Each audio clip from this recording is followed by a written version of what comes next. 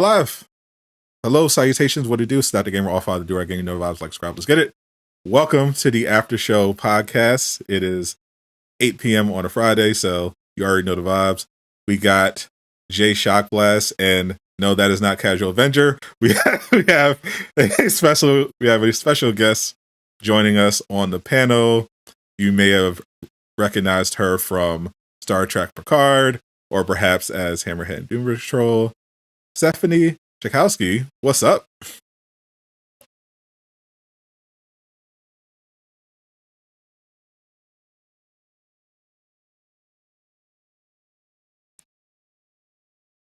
Hold up. Gotta fix the audio.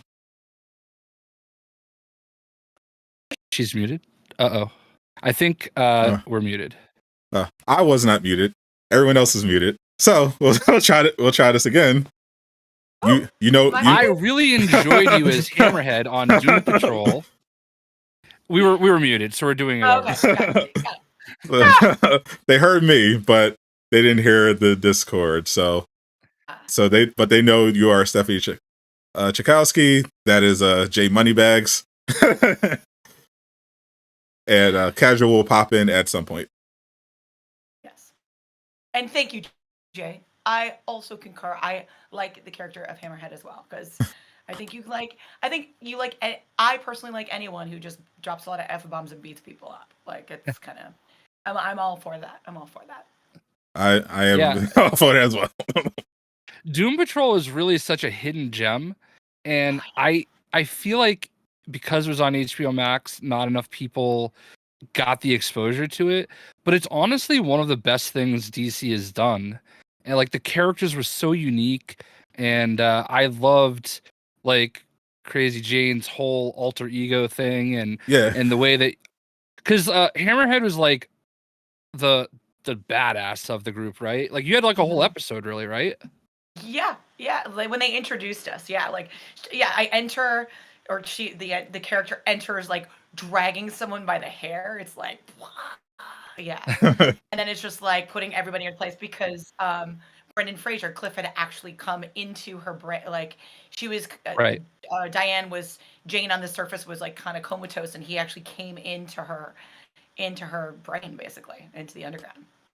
Yeah, there's some out there episodes, but that was definitely one of my favorites, because with some of these, I feel like with some of these comic shows that we see, there's not really enough emphasis to me on character development and like truly like interesting, compelling moments. I feel like, especially with Marvel, there's a tendency to just make everything like a joke. Oh, don't get too serious. Look, gotta quit. But whereas I just love how Jane got this really deep exploration of her inner psyche, and we had all these just individual characters that are interesting in and of themselves, just by themselves. So I thought that was really well done.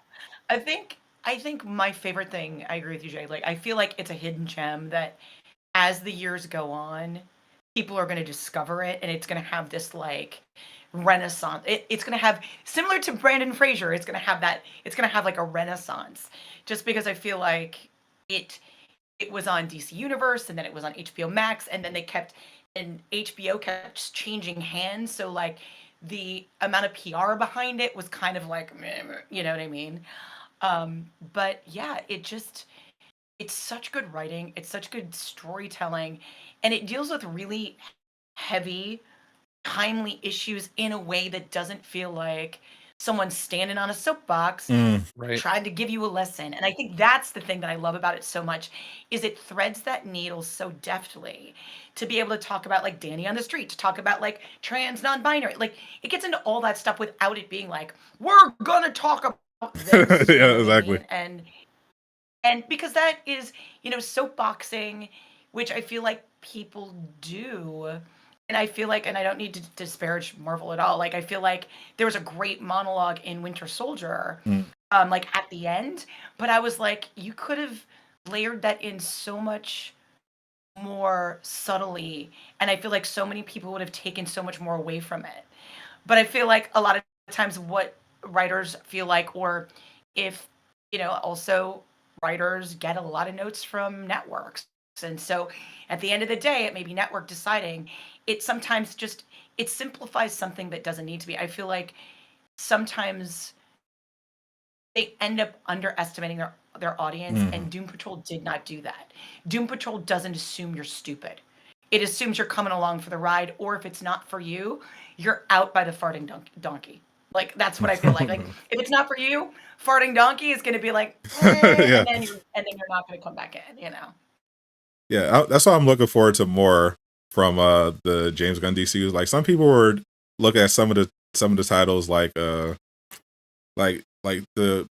people obviously have their feelings about Superman and everything like that. Course. But when I saw stuff like Creature Commandos and the Authority, I'm like, that just sounds cool. That sounds. Well, it's stuff that doesn't. It's also stuff that doesn't have, like, we make a Spider-Man every 7 years. Like, yeah. You're not. It kind of gets to be original because, as Jay can demonstrate from behind him, there is so much good graphic novel, comic book writing out there that can be mined into things that are really good storytelling. That why keep remaking the same shit over and over again? Although I love the Batman movies, so Yeah. I love the Batman, so Yeah. I mean, Yeah, remakes. I don't necessarily mind remakes when it comes to this stuff. It's just if it comes from a good place and it's well done, I'm fine at looking at different takes on different characters. Because if you have a creative vision, from like someone like Nolan or Matt Reeves, Yeah. I feel like that's great to give those directors a chance to like show how they can take the character. It's just DC unfortunately is trying to compete with Marvel, and you got to have this. You got to have a cinematic universe, so everything's got to be connected, and it's hard to do. But it also took Marvel a while to get. Oh yeah. There's plenty of stinkers out. Like, if you go back, I can't name them all right. I cannot name them right now. But like, there's like, if you go back and you start looking at Marvel movies when they were first started, like, there's some stuff that you're like, oh, that's awful. But I think it's just finding who's going to lead it. And I think James Gunn is a really smart choice because he really loves it. Like, I don't think you can do stuff. I don't think you can tell story in franchises like that unless you genuinely love the work. I feel like that's happening a lot in Star Trek Picard. Like, there's so many people like, oh my God, we love this so much. And I think part of that response, at least to, the third season of Picard, is because Terry Matalas started out as a PA on, like, was it DS9 or Discover, and then ended up on Enterprise. But he has a deep, deep love for that franchise and for those characters, and I think it shows, and I think that's Absolutely. true across the board in anything you're working on. So I'm not the biggest Star Trek fan. I grew up watching actually kind of the reruns at like 3:00 in the morning. Me too. Yeah. But I was more of a Star Wars person, but I did appreciate the older Star Trek, and I watched some of the modern movies that take. But I'm curious, how did you first get involved in the role of Picard? Pretty much it's very similar to kind of every other role you get as an actor. If you're not someone who gets a call from like Kevin Feige or someone and is like, we would like you to play this. Like, Yeah. if you get to a certain echelon or a certain status, you'll literally have like a meeting with the director and then they'll decide that they want you. In my case, I don't do that. I have to audition. So basically what happened is there's something called Breakdown Express. They had this breakdown for a top secret. I don't even remember what it was called. It was not called Picard. They all have top secret names, like all the Marvel stuff. And you can see it and you're like, oh, I think it's, and you have to kind of clue into what it might be. But then you're just like, meh, I don't know. And so when they said there was a science officer, I was like, oh, this has got to be Picard. And so basically I got the sides, which are just like some of the lines that sometimes are fake lines. Mine actually were not fake lines. They are actually a couple of scenes, I think, from one of them was from episode 3. And you basically put it on tape, like you self-tape it. and then you send it in, and that's what happened. It was really fast because they had decided that after season two had wrapped in August of 2021, and they decided they were just going to go right into season 3. I think partially because of COVID protocols, Right. and because we shot in California, and they got a tax credit, and Patrick wanted to be here, and they basically had a crew that was already on lock. Like the hardest thing in a lot of ways when you're starting a new series or you're starting a season is the first couple of days kind of finding the groove as a crew. Mhm. And they just kept the whole crew. Like basically everyone just kind of rolled in. So I had an audition I got it on a Wednesday. I was hired by Friday, and the next week I was going for a costume fitting. Wow. Nice. And then they told you, and then it was like, oh, and then this is who you are, and then you start to find it all out, and then you're kind of like, oh fuck, dude, I'm joining a giant franchise. It must have been huge for you. You probably geeking out because I read that you were your family was kind of like all kind of Trekkies. Your mom from what I understand, your mom used to actually make costumes for people for cosplay. That she did. When Voyage Home came out, she was an incredibly gifted seamstress, and she worked for a costume shop, and the Voyage Home came out, and people were coming and asking, they wanted to get Star Trek costumes, and she found herself making those, like the little, was it the Voyage Home? She was making a veritable cornucopia of them. It was like the original series, and I just remember whatever the jackets were with the little like false mock neck were very hard to make. They took many hours. But yeah, she made them for a number of people for a number of years, actually, because once people figured out she could do it, and she could do it really well, it wasn't her only business, but she had kind of a bustling little side biz doing it. Well, I can imagine there was a lot of people. Cosplays can be pretty big businesses. I know a lot of people are passionate about that. Oh my God, I know she has since passed away, but I think all the time because she predeceased the beginning of Etsy, and I was like, oh my God, man, you would be making money over this. I would have you out here like because literally she could look at a dress and then make a pattern. She could look at a dress and basically like go look at it and then make it. Like she was so good. She was stupid good at it. And your dad, did he just watch with you, or did he join in with the cosplay? No cosplay. He was very reserved. I always think of like this character, the fact that I ended up becoming a Vulcan is kind of a tribute to him, because he was rather fiery but tried to keep everything rational and controlled. He was a mechanical engineer, but he watched reruns of the original series. Then when Next Generation came out, watched that. But we went to all the movies. Like I remember I think that the first movie in a theater I might have gone to is Star Trek the movie. Wow. Because my brother was in diaper. Like I think I was like 3 or 4 maybe. And I just remember being in line, and I remember the bald lady, and I remember the big theater. I don't remember the movie, but like I do believe it was one of the first movies we saw in a theater because it was that important to him. So you're kind of destined. And then when the other movies came out, to just be in this. What? You're kind of just destined to be in Star Trek at some point. Yeah, it was really funny too, because not to be like downer, but he also died. So both my parents are dead. But you're gonna be the first people to hear this story other than everyone on set. So when The Next Generation came out, my father was a giant Worf fan. Like he loved the fact, especially old Worf, like Worf killing Klingon killing Worf. He loved him. He also loved the fact that he was 6'4". He loved all those things. Right.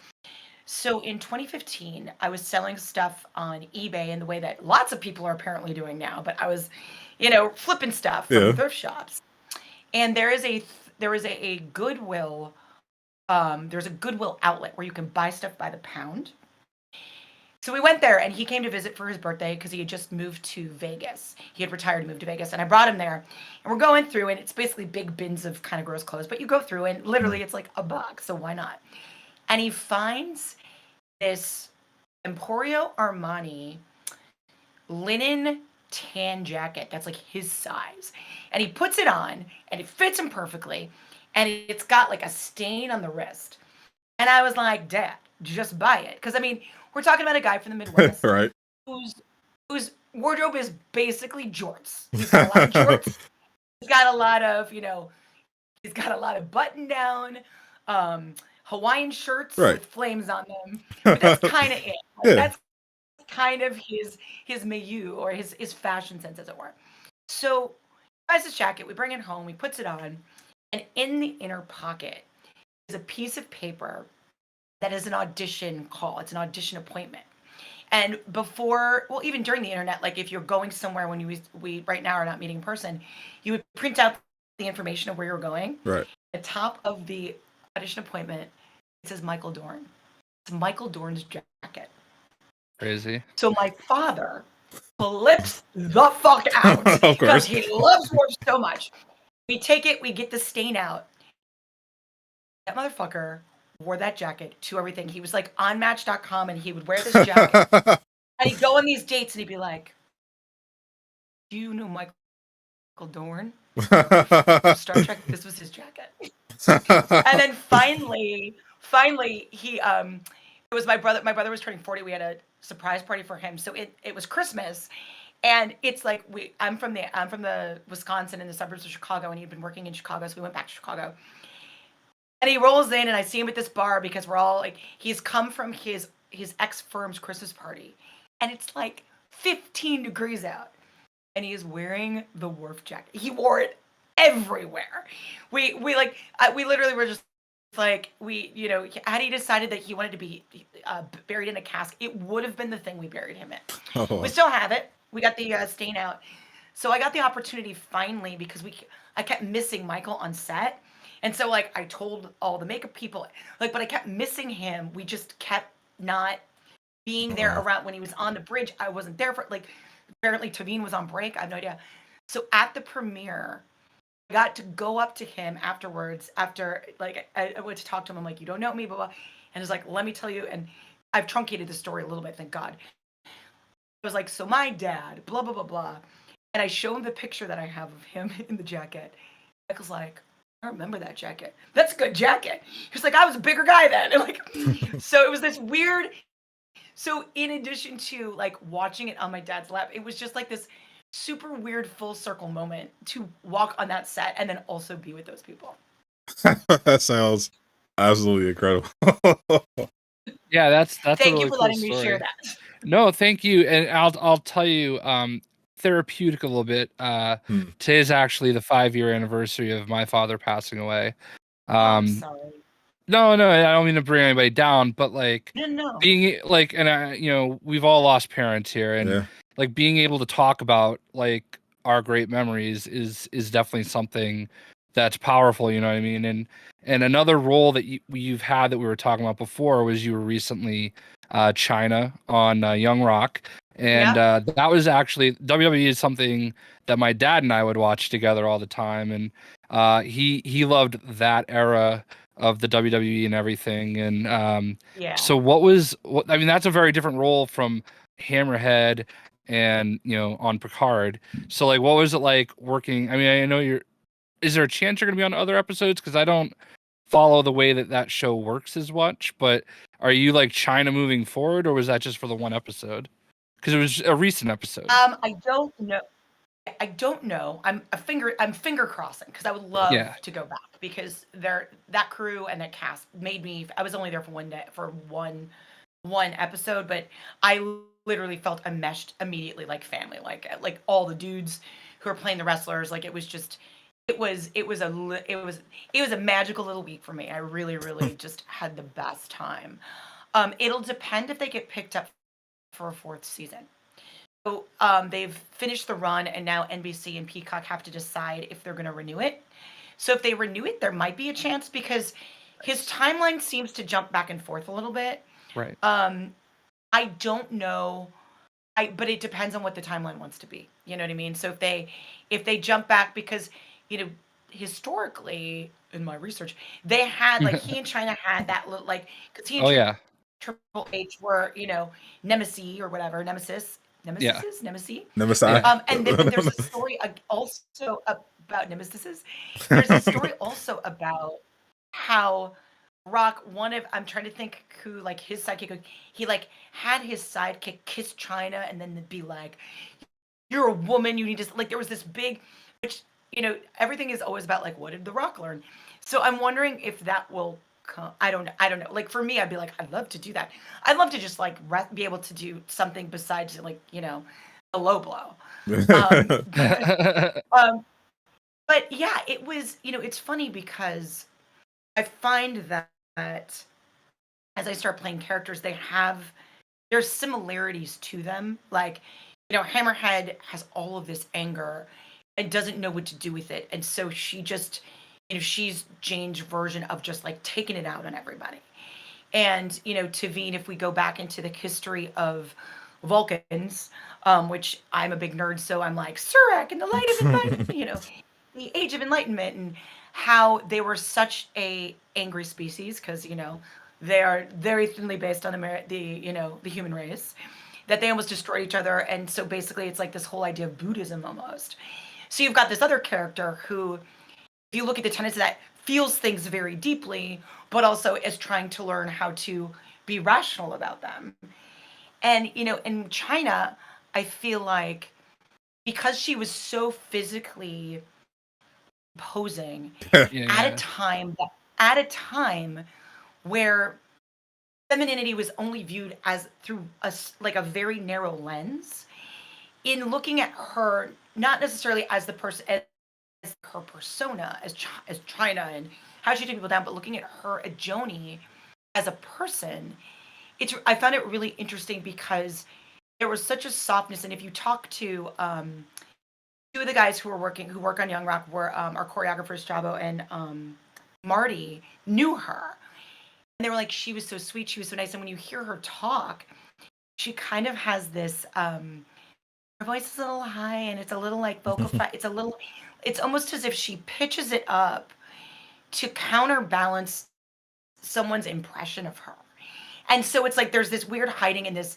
kind of wanting to be accepted in a way that she was by wrestling fans but I also wonder you know had she not been pushed out which is you know apparently the story how her life might have been different or if you know she was coming to if right now she was the person who was coming Yeah. out of you know because we still have you know women wrestlers but she was wrestling with guys like she is a legend she is an icon Yeah. I don't know Absolutely. that you will ever see an athlete in wrestling who was as good as her I really don't you know but I was It would a definitely so be it was interesting to see her today for sure. I was a big fan. yeah I think I still have my China action figure do downstairs. you yeah This was back when I was her era, the Rock, Stone Cold, yeah Degeneration. That was when I was following wrestling. Jay still yeah keeps up with it, but Yeah, I checked you know. I You checked go out. back and you know you go back and forth. I feel like you come in it like you come in and out of like because you have different interests and you grow and you come in and out of things, right? And Absolutely. stuff you Absolutely. know stuff has nostalgic value and then pulls you back in with things that you see that are familiar or someone is embodying something that you know brought you to it in the first place. So, but yeah, it just you know so playing her I attacked it that way, but I was really cognizant because I was really aware that I used to be you know, it's all over the bios. It's like I had several cancers a couple years ago, Mm. and I'm still in decent shape. But I used to be not like huge, but I used to be broader, and I used to have more muscle mass. And I remember when I got the gig, being like, God, how I wish there was a way I could put on so much more muscle mass in like 4 days, and I couldn't, you know.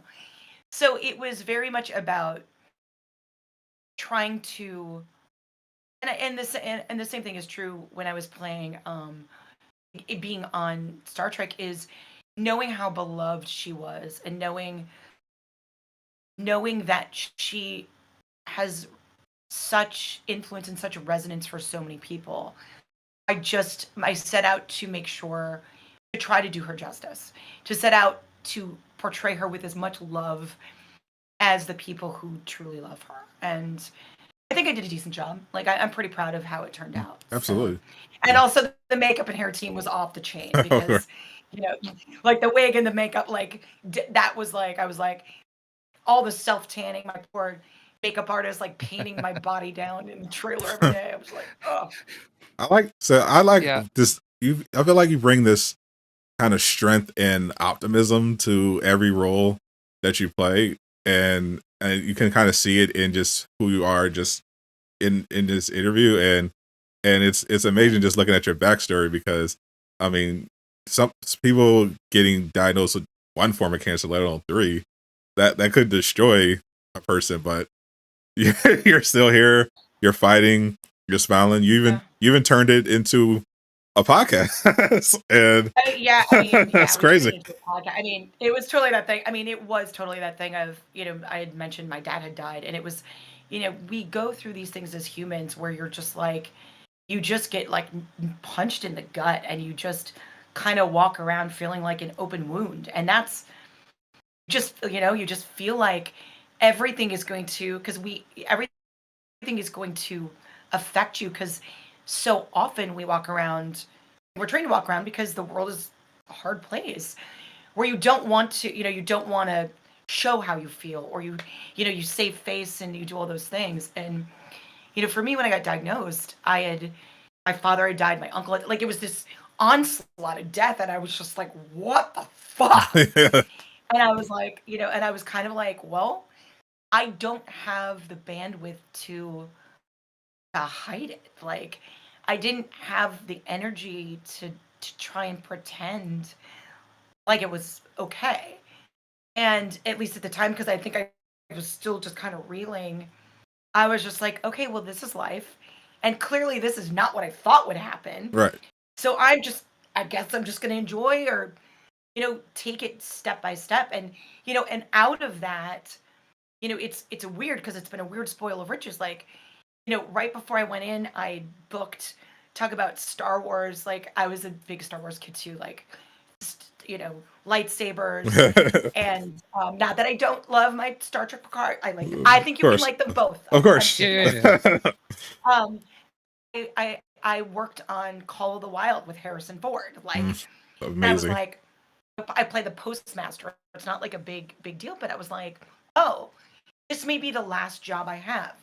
And that's okay. Like, for a while, and that's okay. But like, I just kind of, I'm not submitted to it, but I just kind of gave up. And literally, I'm not a particularly religious person, but I was like, I'm just gonna, the phraseology, let go and let God. Like, all right, whatever the universe, whatever's supposed to happen, I'm gonna go along for the ride, because everything I thought has been so just like blown the fuck up that let's not even pretend that I can try and plan whatever this is. You know what I mean? And head goes bald. I get some headshots. The next thing we know, it's Doom Patrol.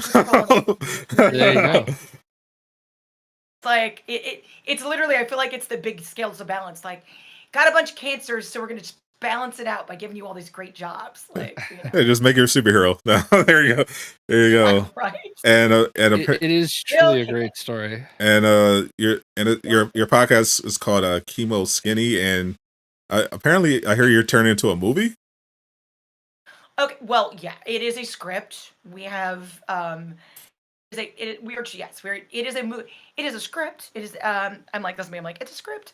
And we've been trying to get funding for it. My husband is Canadian, so we have a couple of funding bodies that we can get money from, but we're trying to close the gap in funding. So someday we'll figure it out. I will say, as when people hear cancer, the word cancer, it's also very triggering to try to sell something about cancer.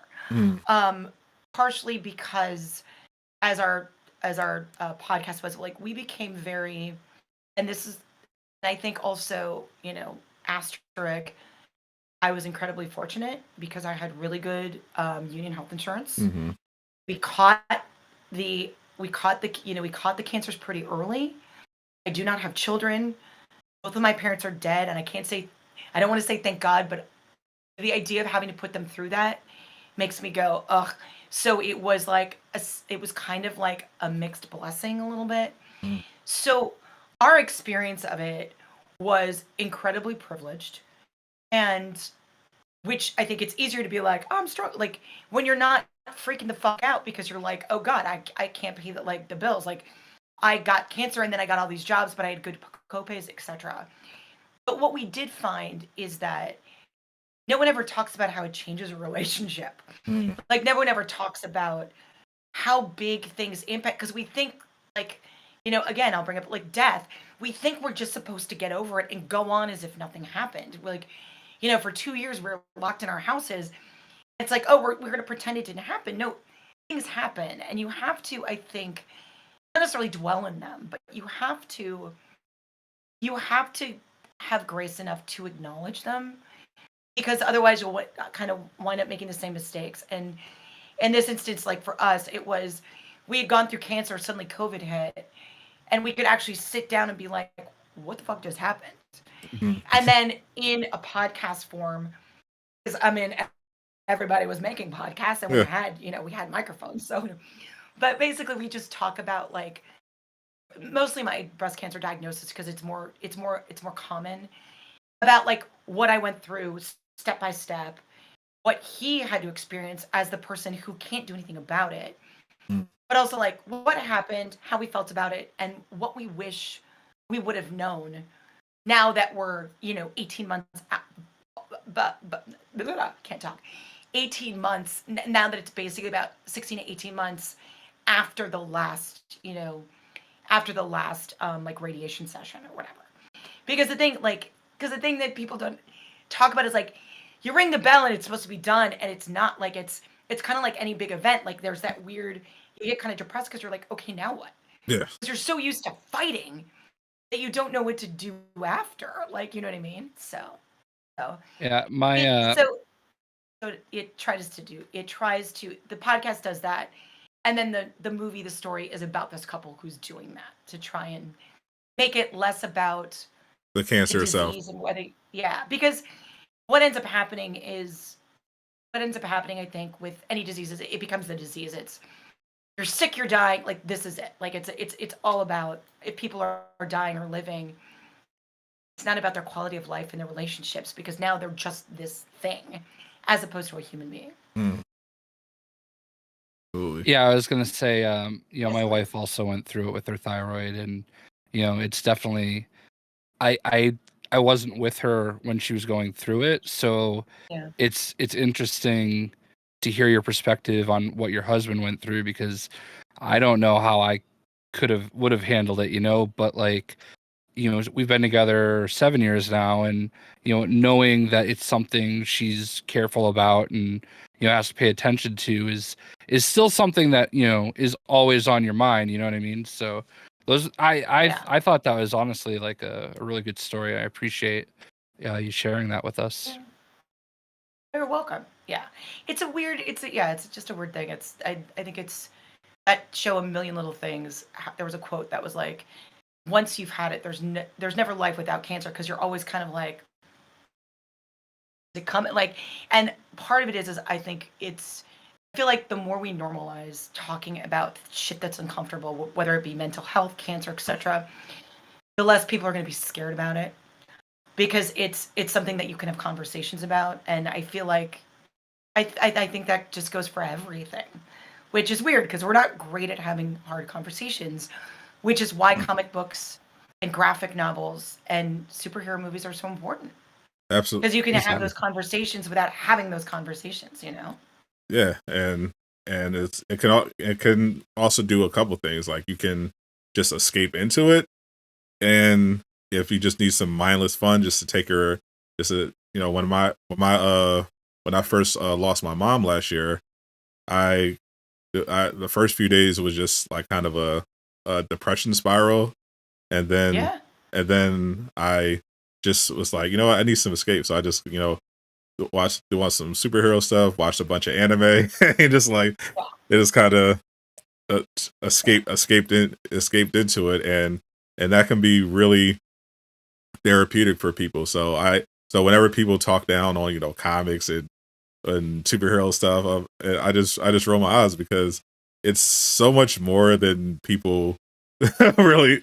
A lot of people gave it credit for, especially back then before the MCU took over. It was way worse. Like, it was real niche, because the movies, people didn't really take them seriously, and it was kind of underground. Right. Now that it's mainstream, I think I'm glad that more and more people have gotten to experience the world, and we hope to see you in more DC stuff. We were actually talking behind the scenes about you potentially. We were kind of fan casting. This is kind of like the theme.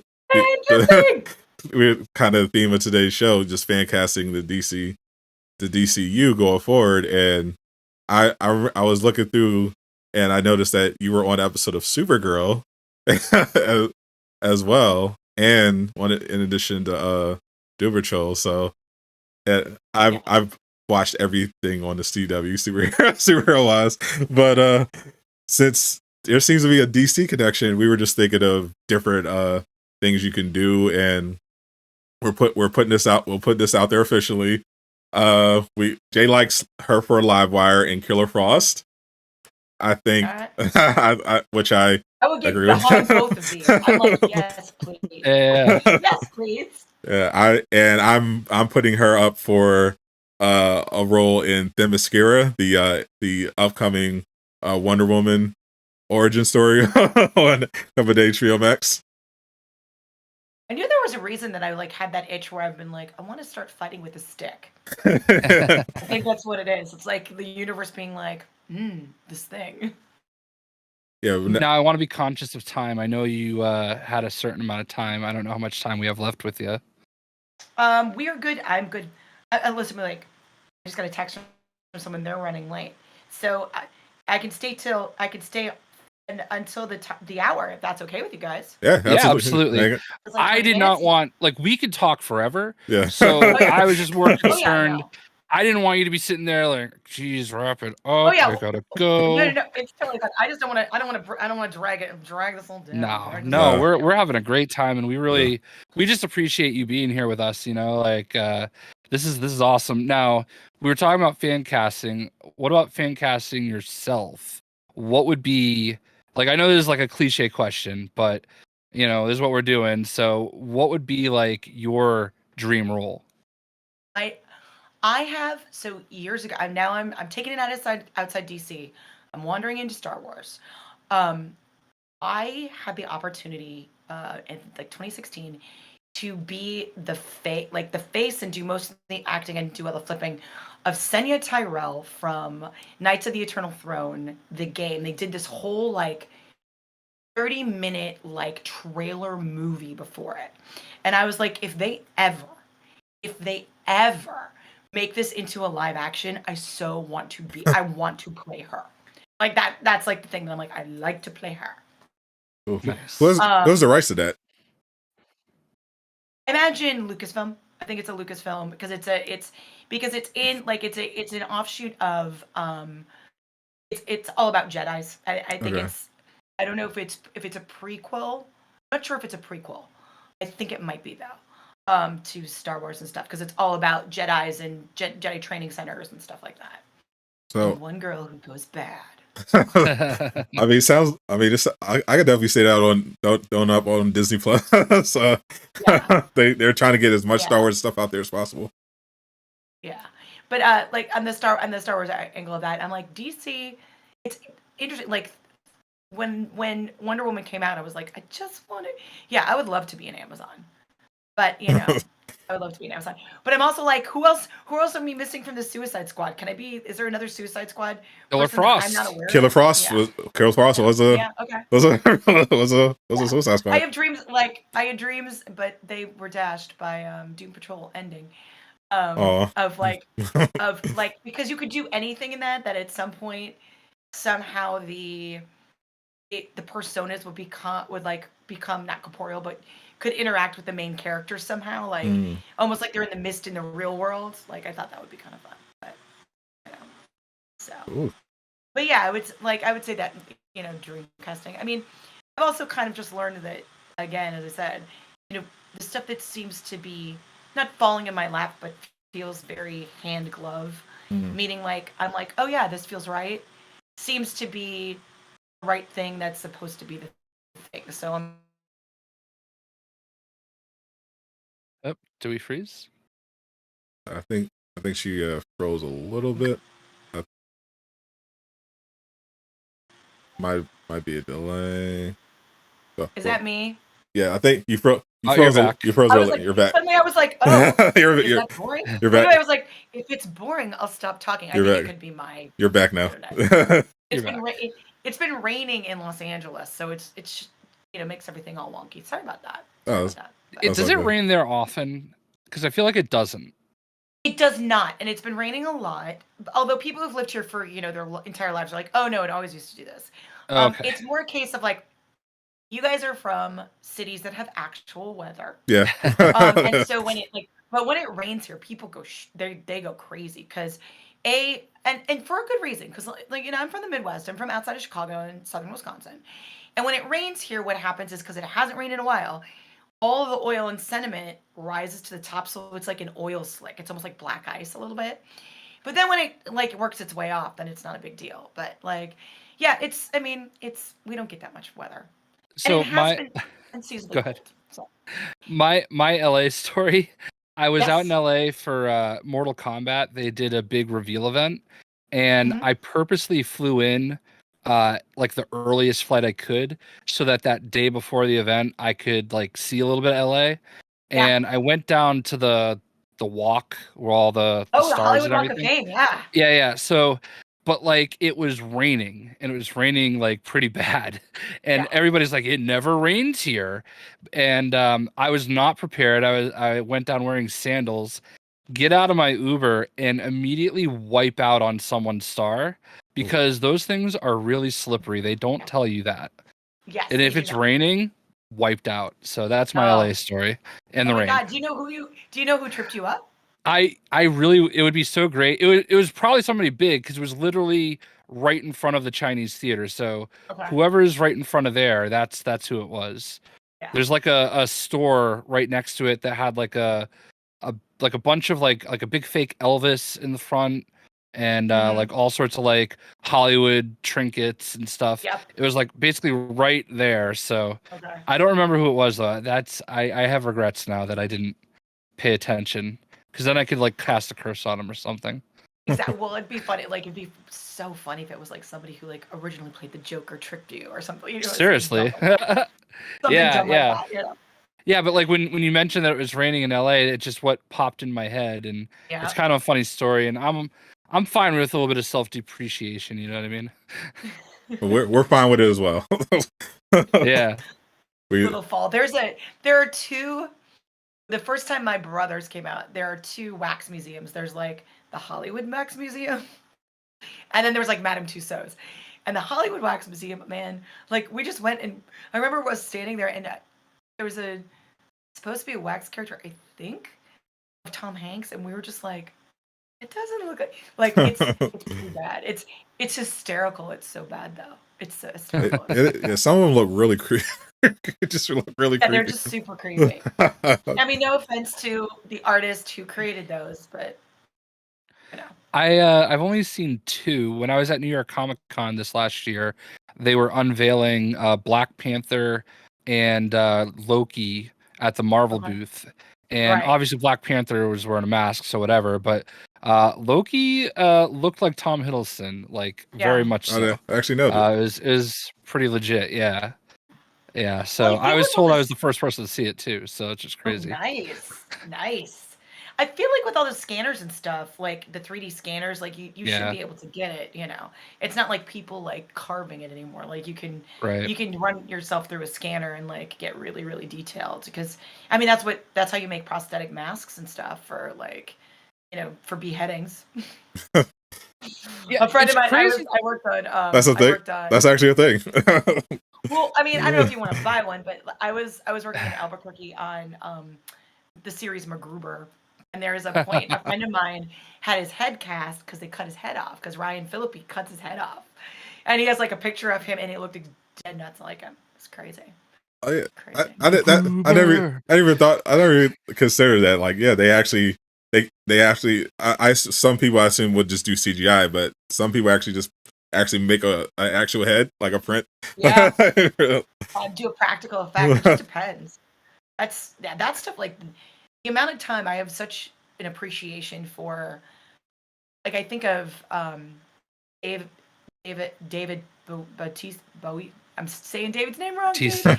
Bautista. Yeah, I'm like all the makeup he had to go through. Like I didn't have that much. I haven't had that much. I've had prosthetics, but nothing that like intricate and like the work on that is the artists who do it are incredible. And oh my god, it takes such a long time because it's just like the amount of process, like the process that you have to go through is just like hours and hours. I remember Jim Carrey was telling the story about about some of his experiences. I think I remember Michael Myers as well. He was in The Grinch, and oh yeah. And I just hearing the stories, like obviously it's a privilege to be an actor, but there's some days where I'm just like, where they're describing like sitting in a chair for like 8 hours while someone's doing. I'm like, It's fun on the other side. It's good to see like what you've done. It is really fun to be on it, but there are days when like I mean, for Picard, we shot in Santa Clarita. My call time a number of times is at 4:30 in the morning. So you get up at 3 and you get there like, and then you don't start working until like 8 or 9. And by like 5 o'clock in the afternoon, you're like, who am I? What is that? You know, they're long.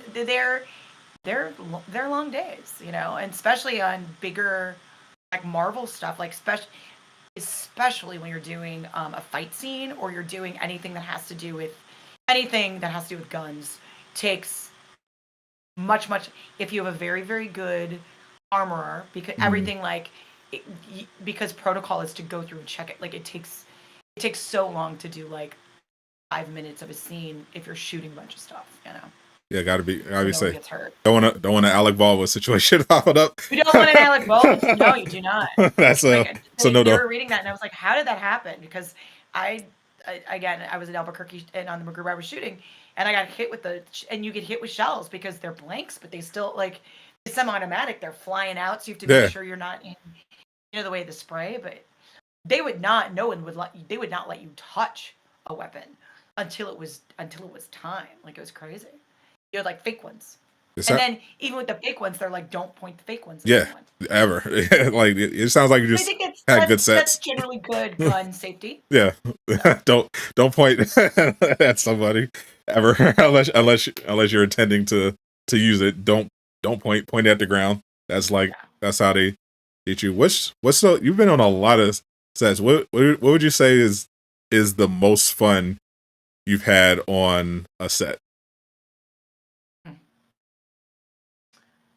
I'm like most memorable. Each set has its own memories. I was like working on MacGruber. Will Forte is the most lovely human being. I love Will Forte. Yeah, and Billy Zane was in that, and Billy Zane actually like got the guys who were doing like the tents and stuff to set up a thing so we could watch a movie. Like he brought this like movie projector, which was I think in certain respects the most fun in a movie in particular, because it's the biggest movie I've ever been on. I was on Call of the Wild. Harrison Ford was in it, and we were playing in Santa Clarita, and they had turned. It was like August, September. It was hot as balls, but they had turned it into the 1800 like basically Alaska, and so there was snow everywhere. So it was like one of those things like that movie magic where you're like, and there was snow and Harrison Ford, I remember at one point, because it was a lot of digital stuff, because they digitized the dog, which they got a lot of flack for. Yeah. The guy who played the dog was great. He was in, his name is Terry No Terry, and he actually was in, he did a lot of the Planet of the Apes stuff, like he works with Andy Serkis. Oh, okay. But, just sidebar. But, at one point, you have to go and get scanned in case they have to do something with you, so you go and you get scanned, and I came back, Harrison was... You have holding. So like when you're not actively working, you're on like a set or you've got a chair somewhere. And Harrison was like, you can put me with the, whoever. There was someone else on set who did not want to be with everybody else. I'm not going to say who it was. So we were holding in this practical bar, like this bar set, which was like a bar. And I roll in, Harrison motherfucking Ford is laying on the ground on a packing blanket with his like 1800s hat, just taking a nap. Just a nap on the floor. And I'm like, you are the coolest human being on the face of the planet. That was fun in that, like, it was, it did that, and that was, everything is like kind of connected. Like, I left that and I went to, I had to go get some treatment. Like, that was it was the last thing I did before I started treatment. So it was like, in my brain, super high, because they also, what happens is towards the end of the week, producers or actors who have the money to do it will get you like treats. So like that day it was like 11 o'clock at night, but I think it was 11 o'clock at night. There was like there was a fire oven for pizzas being made. And like, sometimes you have an ice cream truck. So stuff like that's really fun. Oh, now see, you got me thinking about all the food now on set. Yeah. That's me where I'm going. Good. Some good crafty is really, really good. Some good crafty is really good. And also, there is nothing quite like on Picard. I was working on Picard, watching like Jonathan Frakes and Patrick Stewart do a little soft shoe on the bridge, just like in between setups, just like singing little songs, dancing around. That's incredible. That's pretty fun. Who had the best craft?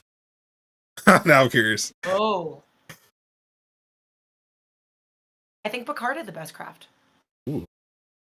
Yeah, I think they definitely, like, because it after COVID, they had a different thing where you like ordered stuff, and there was only one day where I walked, like, and they just bring it back to your trailer, but I remember walking through and like they had like smoothie bars and all these, like, they had great craft. They had really great, like, their food was really good and healthy to me. Oh, of course. If you care about that sort of thing. Well, I mean, it's a nice balance. They had a nice balance of things because, like, as I said, as it gets later in the day, then I just need some Skittles because I'm like, I just need to keep going. Power pellets. That is my go-to candy. Like, if I'm tired, it's my go-to candy. Do you guys have a go-to candy? I do. This is partly because it's delicious, partly from memories. So I had when I was a kid, I used to my parents split up, and when I would visit my dad, our weekly thing would be he would take me to martial arts, and before every martial arts class, we stop at a gas station. I think it was a Sunoco, and I get same thing, carton of milk, a rainbow M&M cookie, and my favorite candy of all time, Goobers. Now, almost no one knows what Goobers are. They think they're Raisinets, but they're not. They're not. They're peanuts. They're chocolate covered peanuts, but they're not M&Ms. They're not. Right. It's milk chocolate. A very generous layer of milk chocolate, just pure milk chocolate, no coloring over peanuts, and it's the best. I love it. I love it. That's good. When I was in college, I worked in a pharmacy, and on my break, literally every day, I would have a Diet Coke and a Snickers bar. So I'm a Snickers guy. That's just classic, especially when you freeze them. Especially when you freeze Snickers ice cream bars. Oh yeah. They're god tier. I can feel that. I can feel that. On set, like when I need candy, like we went through my brothers and I used to go through, my one brother and I, we used to ride our bikes to the pharmacy, Keys Pharmacy in Wisconsin, and we would buy like lemon heads, but I had to, like, it was Laffy Taffy, or not Laffy Taffy, but Tangy Taffy, which is now called Laffy Taffy. I think and then Skittles. Like when Skittles came out, I was like, oh yeah, especially sour. I like the sour ones. sour ones. You're a fruity candy kind of girl. Yeah.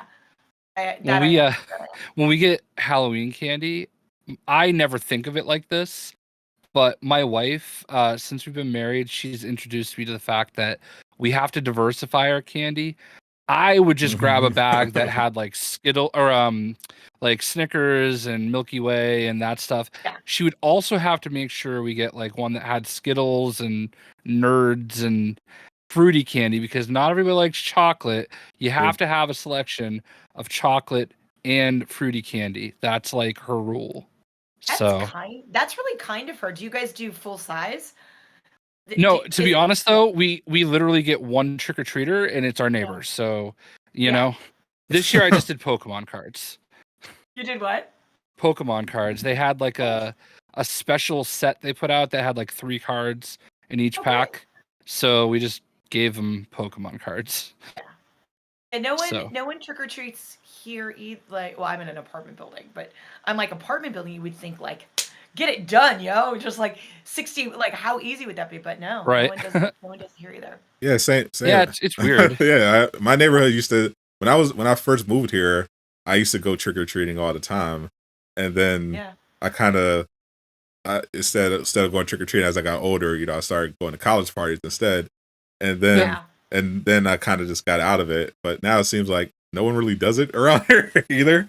Yeah. Or they do like, I know a lot of schools will do trunk or treat, where they pull up a bunch of cars, and like I have a bunch of friends who do like, and then you go from to each trunk, which I'm like, that sounds like a very Midwest thing. Yeah, it's interestingly enough, it's from South Jersey, from like Frankenville, South Jersey, but I see it here too. It's also like it was from a kid's Catholic school, but like I think my niece and nephew live in Vegas. I think they went trick-or-treating. I don't know. Like, I mean, I just know that we used to go out at 4:00 when we got home from school, and we would go out until like 9:00 until it was like we shouldn't be out anymore. Yeah, night. And I was like, and you know, those little pails. Fuck those pails. It was like king size. Those bags, just giant bags. It was a king size pillowcase, because then you could roll it. Like, yeah, no. See, my dad was in the Marines, and we grew up on Marine Corps bases, so like there was lots of trick-or-treating, and I milked that because Halloween's actually my birthday, and I told everybody it was my birthday. You cheater. Cheater. Oh, I absolutely milked that. No, as you should have. Like, good for you. Absolutely. It's my birthday. Yeah. You would not be surprised at how many, oh, sure it is. Nope, really my birthday. Did you pull out your ID? You're that young, you can't really whip out like ID. But I had an ID because we were on a military base. Oh, yeah. So I actually, when you turn 10, you actually can get a military identification card. So you just had to actually have one. Yeah, all the hacks. I did carry it with me everywhere. So, yeah, it was pretty funny. For some reason, I imagine you having that, and then like, not that you would ever do this, Jay, but then like trying to change the like date on it to go be able to buy booze, even though your face is like a 15-year-old.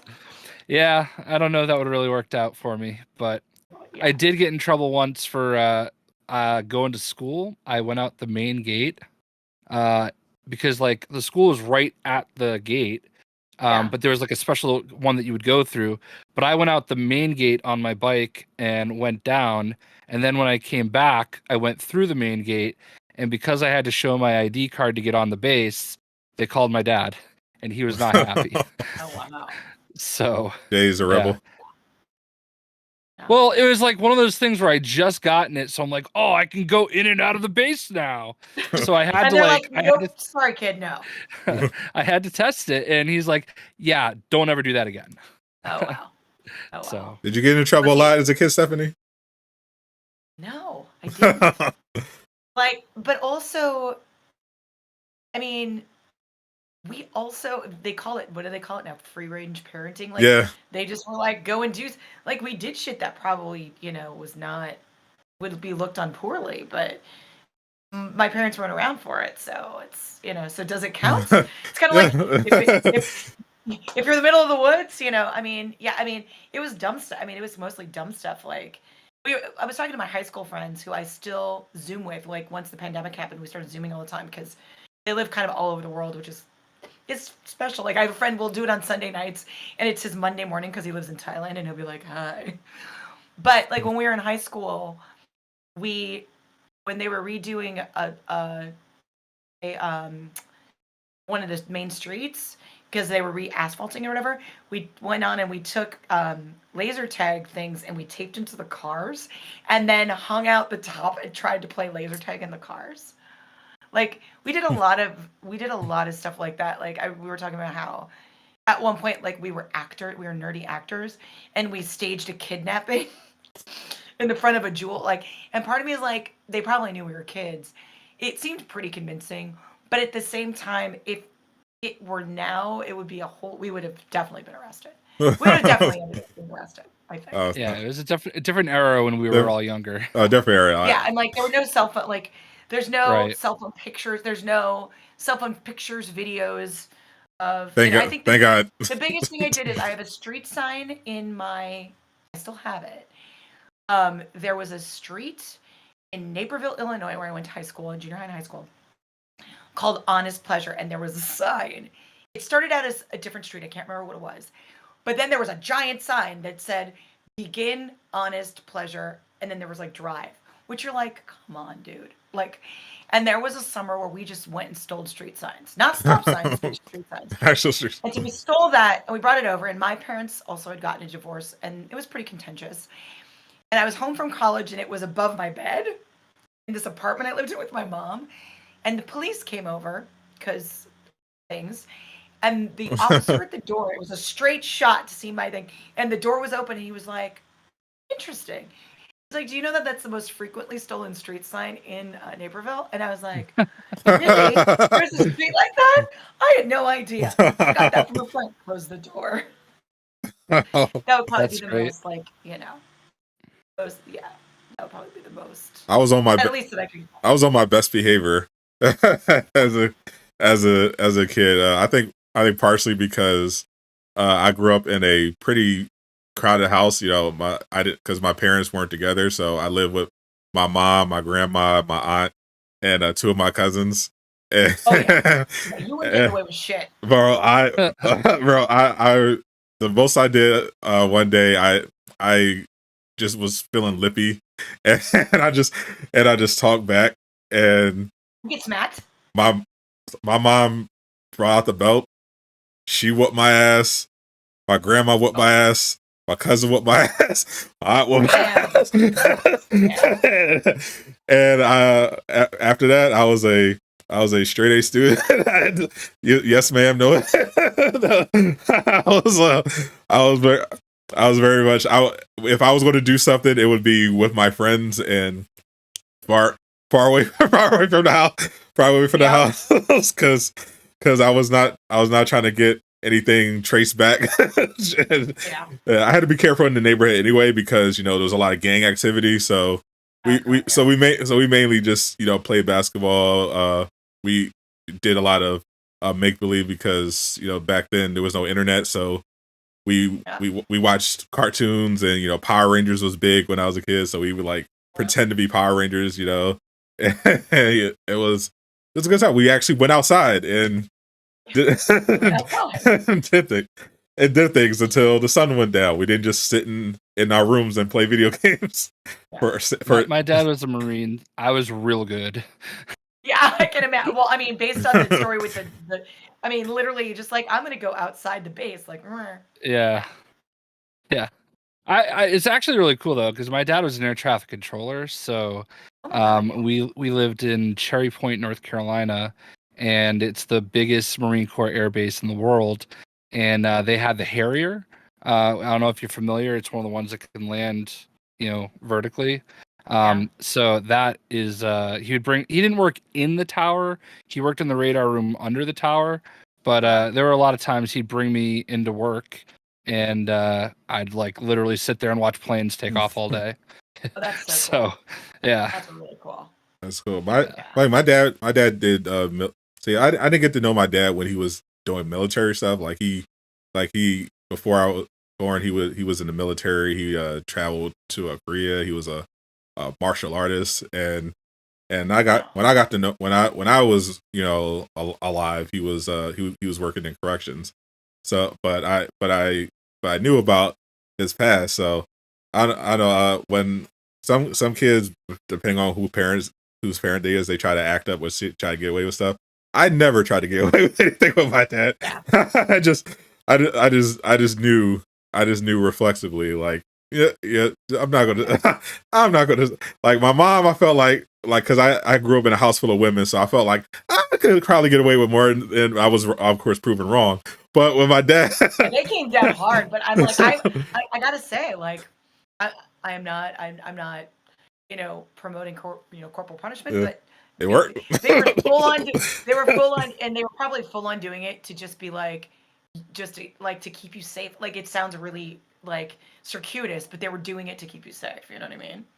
I caught the belt too, and I honestly deserved it. Yeah, like I got we had a wooden spoon, no belt, but wooden spoon. Yeah, there's a difference between discipline.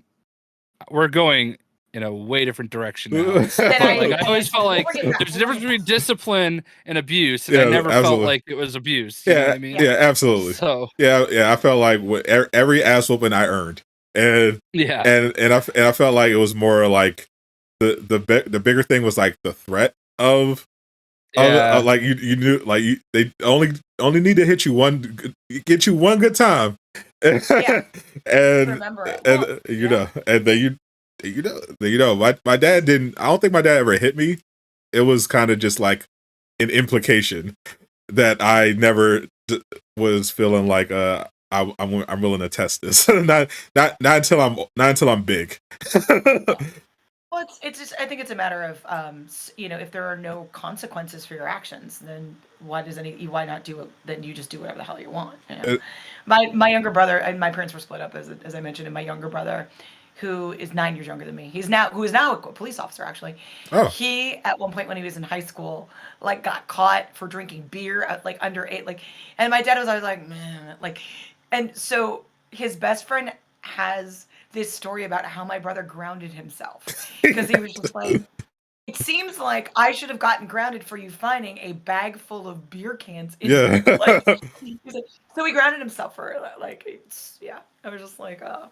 But I'm also kind of like, what, I don't know, what instills that in people to be able to do that? I don't know. Not something I'm that interested in talking about. Other than that, I'm like, no. If you guys were going to fan cast yourself in something, what would you fan cast yourself in something? Okay. Okay. So this is kind of a running. Circling back, sorry. This is kind of a running joke on my streams, but I would have loved. I joke about how I'm secretly being cast to replace Don Cheadle as War Machine. Okay. But I would love to. This is purely personal because I don't think I'd be a good actor. I'll tell you right now, I'm not a good actor, and I don't think I would be able to pull it off. But I would love to bring I feel like some of my favorite superheroes to life. So especially since I feel like there are a lot of underrepresented heroes that don't get enough shine. Now, I would be terrible in this role. Full disclosure, but I would love to play Static Shock. I would be off. There's no part of this would make any sense. This is just purely because I love Static Shock. This is Fancast. We're in a different world. Yeah. We're in a different world now. In a perfect world, I'll be older Static Shock. Running joke we have on my channel. One of the things that made me popular on YouTube is Lego video games. And there's a Marvel character called Darkhawk, who's kind of like a D-list character, but he was one of my favorites growing up. And I always used to, like, every time there was a new Lego Marvel game coming out, I'd be like, we need Darkhawk. He was always like one of my top characters in my Characters We Need video. And I famously sent the director of the Lego Marvel games a Darkhawk action figure, and he like sent me a picture with it and everything. It was pretty funny. So then in the third Lego Marvel game, Darkhawk was in it.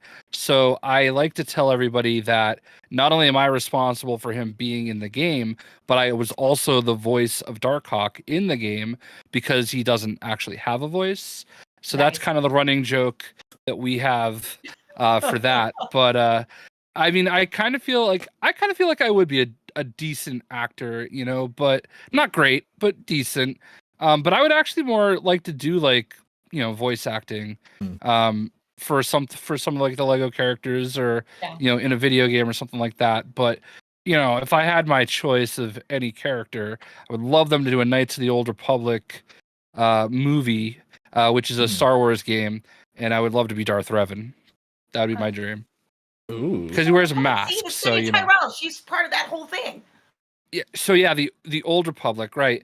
Yep. So the Knights of the Old Republic is before the Old Republic. So yeah, I thought that's what you were talking about, and I could see it. You can both be it. You can both be. You can both be it. There you go. Well, that's the one I was talking for. Somewhere in there. Yeah.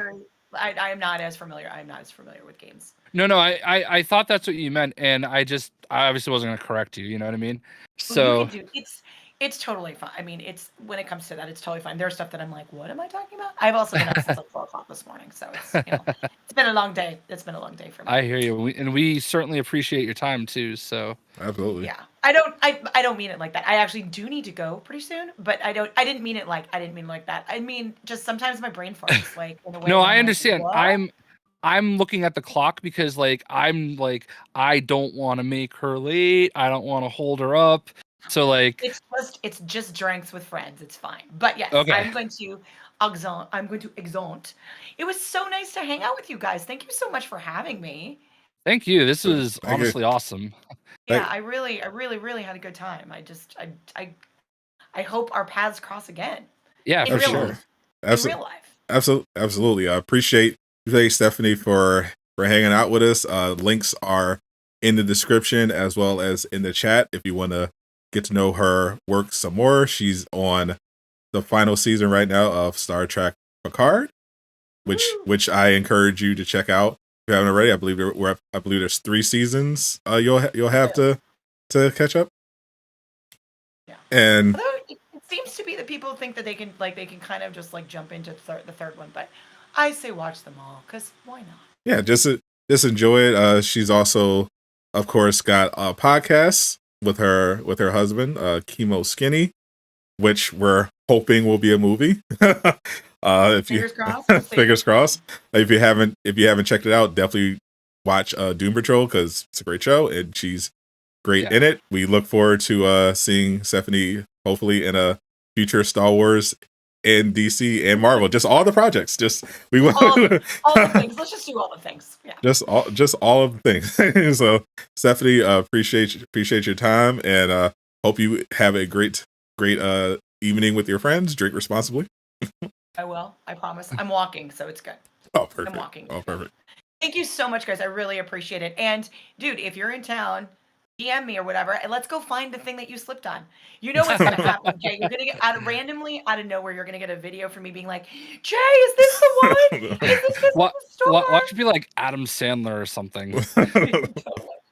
Exactly. All right. Awesome. I will talk to you. The international. Goodbye. I'll talk to you. Thank you. We'll see you. All right. Well. That was awesome. That was Stephanie Czajkowski of Star Trek Picard and Doom Patrol fame. That was a ton of fun. Yeah, that was way more than I thought it would be. And just a really fun interview. And I'm really mad at myself because right as it started, I thought I hit start recording on my OBS and I did not. And I don't have any of that. Like, because you do the thing on your screen and everything, but I wanted, like, I had my whole screen in 1440. I had nothing. And I'm so mad at myself. Of all the times I have a boomer moment. You know, it happens. I thought I had. That was honestly like, yeah, because like so I don't know how behind the curtains we want to go, but we're trying to set something else up and the person we're trying to set it up with is also representing her and asked if we'd like to talk to her, and we're like, of course. Yeah. Because I love Doom Patrol, and I knew exactly who she was, so we're like, of course we want to talk to her. That's awesome. Yeah. And it's just crazy how like these things can come together, you know what I mean? And that was like such a cool talk. I've literally interviewed like all my favorite bands, okay? And I've done lots of interviews, and that was one of the coolest ones I've ever done. You know what I mean? And I appreciate Sadot, because Sadot set that up, Yeah. I was. I can't. I won't say who we're working on booking, but we're working on booking this person, and it's someone that you would definitely go crazy for. But yes, they said, yeah. By the way, Stephanie Czajkowski, she's on Picard right now. She was on Doom Patrol. Would you be interested? I'm like, hell yeah. I'm trying to get us some more guests to join in our nerd talk. So I thought that this was a great way to kind of get our foot in the door and getting good with that particular agency as well. And it turns out, I mean, they represent some great people, obviously. So yeah, and that's the thing, because you never know what you're gonna get in these, and like it was like she's one of the guys, you know what I mean? Yeah. And I love it. Like, we were chatting with her a little bit before the show, and I just knew it was going to be good. But I was also conscious of time, you know what I mean? Because we thought we had her for about 45 minutes, and I was like watching. I'm like, all right, I know we're getting close. I don't want to like tie her up, you know what I mean? Because we're just trying to be respectful. So, but yeah, I loved it. That was great. And then she turned the tables on us. Like, how off guard were you? Not at all. I was waiting for this moment all my life. Whenever I'm asked, I'm always willing to do some fan casting, because I'm someone who has no illusions about being an actor. Voice acting, I'm interested in. I think I could do that, but I've acted before in like small independent stuff. I did some stuff, and I know I'm terrible. I can critique film and TV and everything like that. I can appreciate. That's probably partially why I can appreciate acting and good acting more. I know I am terrible. I could not do it. I would not be interested in that side of thing. Voice acting, I feel like I'm more into, because I do podcasting and streaming, and before that I did music, so I feel like that'd be a more natural fit and something that I could do, and it's a lot less of a hassle to just be recording in the studio. You know what the saying is? We have a face for radio. Yeah, I mean, I have a face. I feel like I have a face for at least GQ. Yeah, All right, listen. I know. I'm a handsome man. Limitations. I'm a handsome man. I make no apologies about this. You're not. Don't still say yourself short, Jay. Gotta have that. It's weird, man. Like I was looking at it's funny you mentioned that, like, you were like, oh, thank God there are no camera phones back in the day and everything. And I'm actually the opposite. I'm kind of jealous of kids growing up now that have that opportunity, because like I'm looking through every time something comes up, whether it's my dad's birthday or like a day like today, the anniversary. I don't have many pictures with my dad, and I even like the time that we were together from like 05 to 07, like there were cell phone cameras, but you weren't using it for anything, like, so I don't really have a lot of pictures with my dad, and I feel like I'm always using the same ones. But the ones that I do use, I was looking at one of them today, I'm like, oh my God, I'm like the same age as my dad in this picture, and it's just weird. Yeah, see, the weird thing is I have a lot of pictures, but they were like, because my family were big. We were big into like Polaroids, so I have a lot of Polaroids just lying around. But my mom was always the type of person who wanted to be behind the camera. Like, I have a bunch of baby pictures. I have stuff with my dad, my aunt, but my mom was usually always the one holding the camera. There's like only a few shots of her where it's just her or other people. So she just never was someone who just loved to take pictures. So it would have been kind of nice because if I was more normalized in the mentality of filming everything, but then at the same time, I wouldn't want to be this generation with this. I get it. I get it. It's a trade off. It's a trade off. I'm very lucky. I do have. In 2007, I was living in Jacksonville, Florida. It was like the night before my brother and I were moving back to Massachusetts, and I had a pretty good camera. And my dad, my brother, and I, we went downtown, Jacksonville, and we got like a really cool picture together that I just love. Like right by the bridge, the famous blue bridge in Jacksonville, and it's definitely one of my favorite pictures I have. But also, when my grandmother died, his mom, I actually have a video that I was able to record of like me pulling up with my dog Teddy. Before I had Thor, I had Teddy, who was also a boxer, looked just like Thor. And like it's a video of him like seeing my dad for the first time in a while, and just their reaction to each other, and I have that video saved forever, and it's just nice to like hear his voice sometimes. See, I don't have anything that's sentimental that the picture that I have in my right next to my computer, my workstation is my favorite Polaroid. Probably hard to see. It's with Dwayne, a young me with Dwayne The Rock Johnson. Oh my God, Sadot has something under the Durag. Yes, this was. I can never unsee that. This was many years ago, and it was at the Franklin Mills Mall. I begged my mom to take me there, and my mom always came through, and we went down there, and there was The Rock, the sideburns and everything in person, and I went up to him, and I was so nervous. It was the only time I've ever been nervous meeting a famous person, because I just idolize The Rock, and he was like, "What's up, big man?" And I almost passed out. I swear to God. I was like, so, and we took the picture. I got an autograph as well, and I've just always cherished this picture because it to me it just represented just a simpler time for me, and I felt like there was a lot of stuff going on, but I had my mom, I had wrestling, and it was just a simpler, innocent time. The cartoons were actually good. it was a good one. So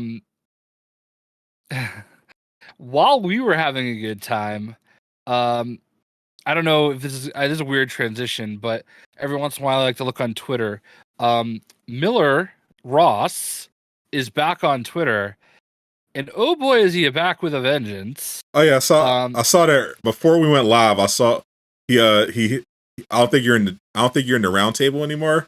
I am. I just don't talk. I don't participate. Well, I got a ding and saw Miller was back, and he promised that he would be doing something.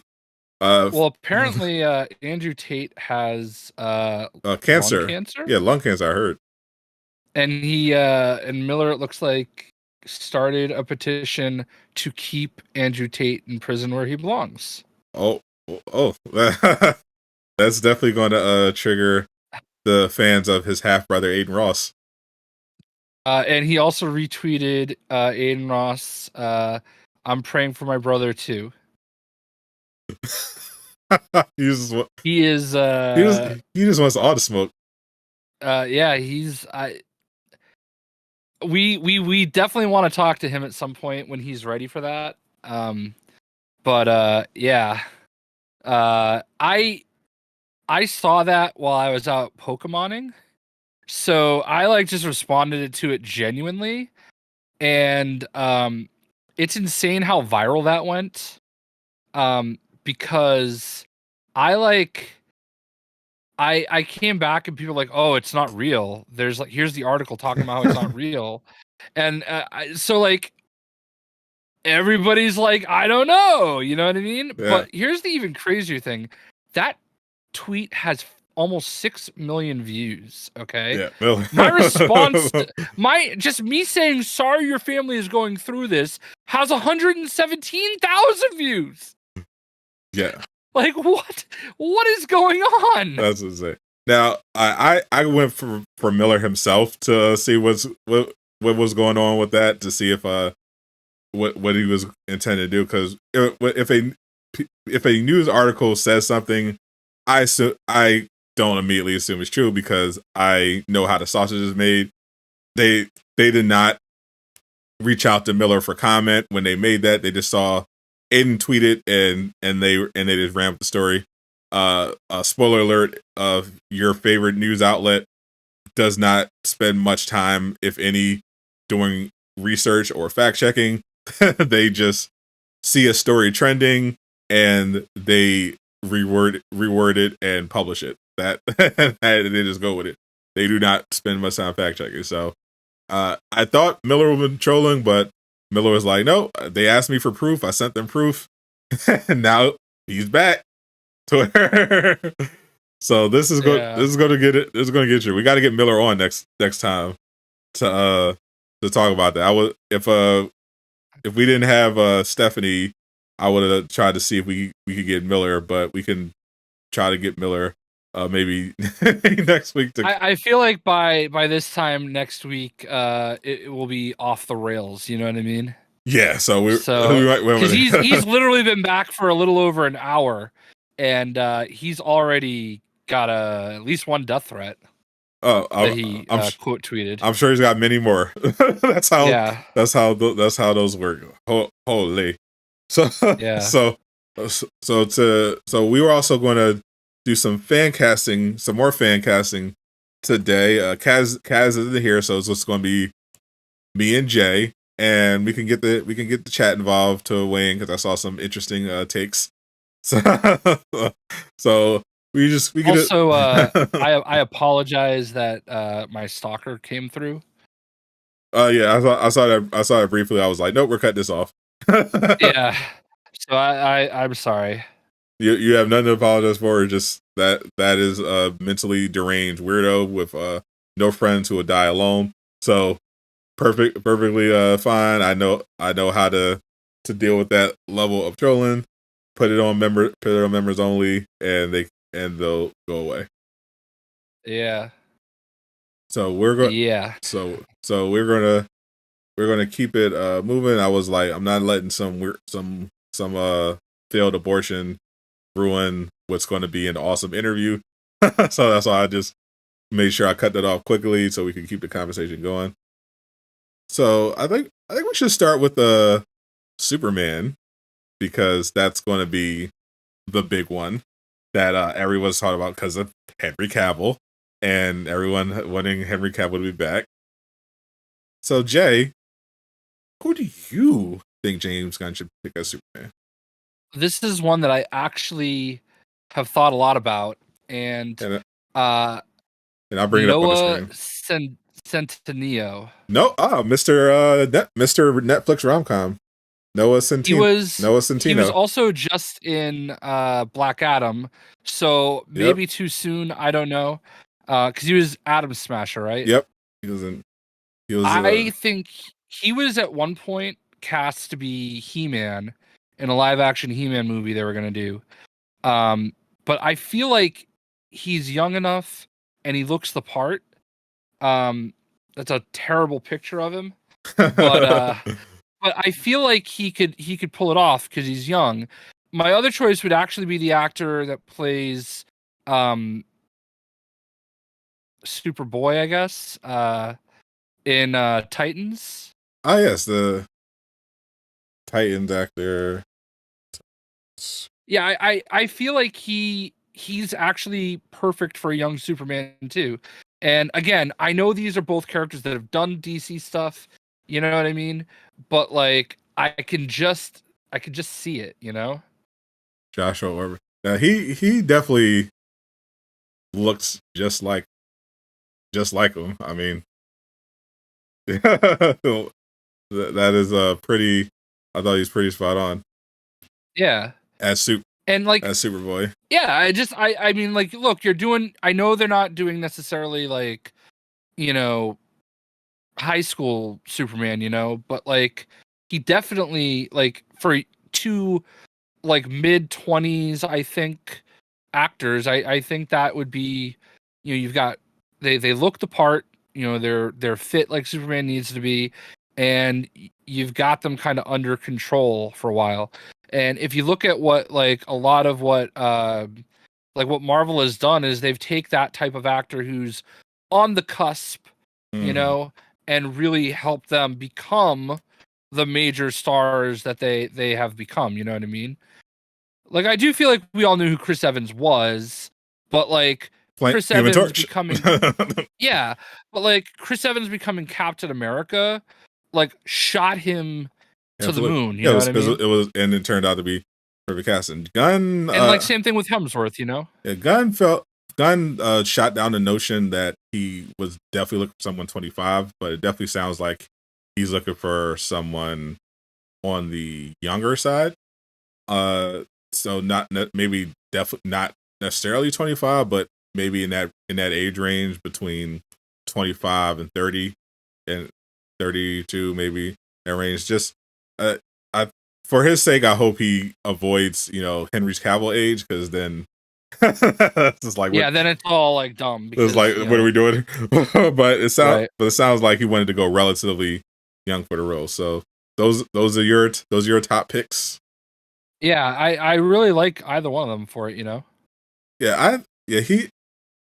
Joshua definitely looks the part for sure. I'm not sure if he has the charm, the chops, because Superman, you know, Have you watched the most recent? I don't mean to cut you off. Have you watched the most recent season of Titans? Yeah, I haven't finished it, but so he started getting into like his Lex persona. So like, I feel like he could do it because that showed a little bit of a different side of him. I gotta catch up to that because I haven't finished. I think I watched like the first 4 episodes of Titans, and then I heard it was getting canceled. I was like, oh no. So I have a top 3 for Superman that I've narrowed it down to for my casting. So first one I want to bring up is this one is purely for the look. David Corenswet looks. Oh yeah, I can see that. Looks just like he looks like he looks like young Henry Cavill. Yeah, I see that. Like let me see. What's he from? I don't really recognize him. Like look at this. This guy is if you're into Henry Cavill and you're upset about that, you would definitely want to go with him. He was in The Politician, We Own the City, Look Both Ways. Those are his kind of his big roles. So he's a bit on the younger side. Was born in 93. He's had some breakout roles, but he's not, you know, a massive star. He's not attached to any superhero project in particular.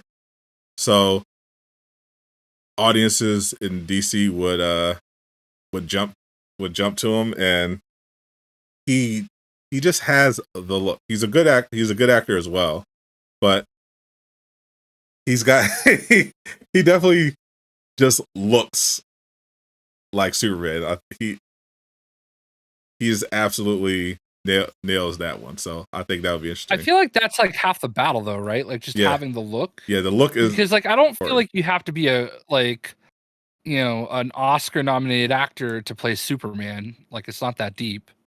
Not at all. It helps to have the ideal is to have that kind of that range where you can distinguish between Clark and Superman, because I would like an actor ideally that could do, because you have in the comics is like people will just be like, oh well, how can no one know it's him? Is because the demeanor, he carries himself very differently when he's Clark and he's Superman, and people don't notice it. Like I remember in All-Star Superman, which they're basing this off of, they kind of have him.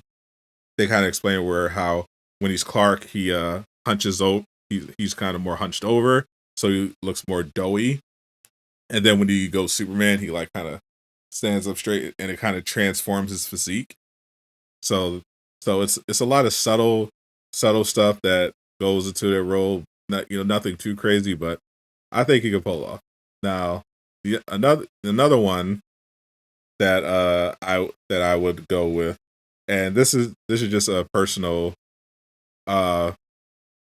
one of my favorite actors just in general. He does have a good look for the role, and he has done DC stuff before. So this is Darren Criss. He's been known. He was known for being in Glee. He was in Arrow. He was in the Arrowverse a little bit. He's a really good singer, really good dancer, really good actor, and all important things for Superman. Absolutely. But I think he has a decent look. I think he would need to bulk up a bit more, obviously for the role, but I think he would crush it. He would definitely crush it as Clark. But I think he does have the potential for Superman. But just the potential is there, because I feel like he has a lot of range as an actor, and it'd be interesting to see his take on it. And I think he might fit the tone that James Gunn is going for as well for his project. But I think he would definitely need to bulk up some more. And a popular choice, which I've warmed up to as it's gotten more momentum, is Wolfgang Novogratz is blowing up as a fan cast. I first saw him in Sierra Burgess is a Loser on Netflix. I believe he blew up in Yes God Yes, but I see this way more than the other guy. He's definitely him and David definitely have, like, when you just look at a glance, oh yeah, okay, I can see that. Like they have that, like, he doesn't need to do much else. You just look at it like, yeah, I can see that guy as Superman. He's shown the range that he could be Clark. He's shown that he could be Superman as well. He's got that heroic vibe, and I could definitely see this. One. I wouldn't bet, and he's in the right age range. So he's young enough that they could, build out with him towards the future, and not so old that people would be like, well, why didn't you just cast Henry Cavill? Yeah. Speaking of being old, I'm not gonna make it. I gotta pee. The J-Shock Blast pee break is here. The J-Shock Blast pee break. 9:40 on the dot. Mark it down, chat. 9:40. J-Shock Blast had to pee. Superman had a dance scene. You never watch a Superman movie again. You know what? This one, you need to be more open-minded, because who says Superman can't be a musical? I mean, we're going to have at least one musical in DC, apparently, and Marvel apparently, Elseworlds. So the Joker 2 is rumored to have some musical stuff in it, with Lady Gaga coming to play Harley Quinn. And according to leaks, the Marvels, which got delayed to November with Captain Marvel, Kamala Khan, and Monica Rambeau, according to the leaks, that's going to have a significant section of the movie that takes place on a musical planet where everyone sings when they speak. So that's apparently going to be a thing. The more I hear about this movie, the more I'm kind of looking forward to it. Definitely not something I'd see in theaters.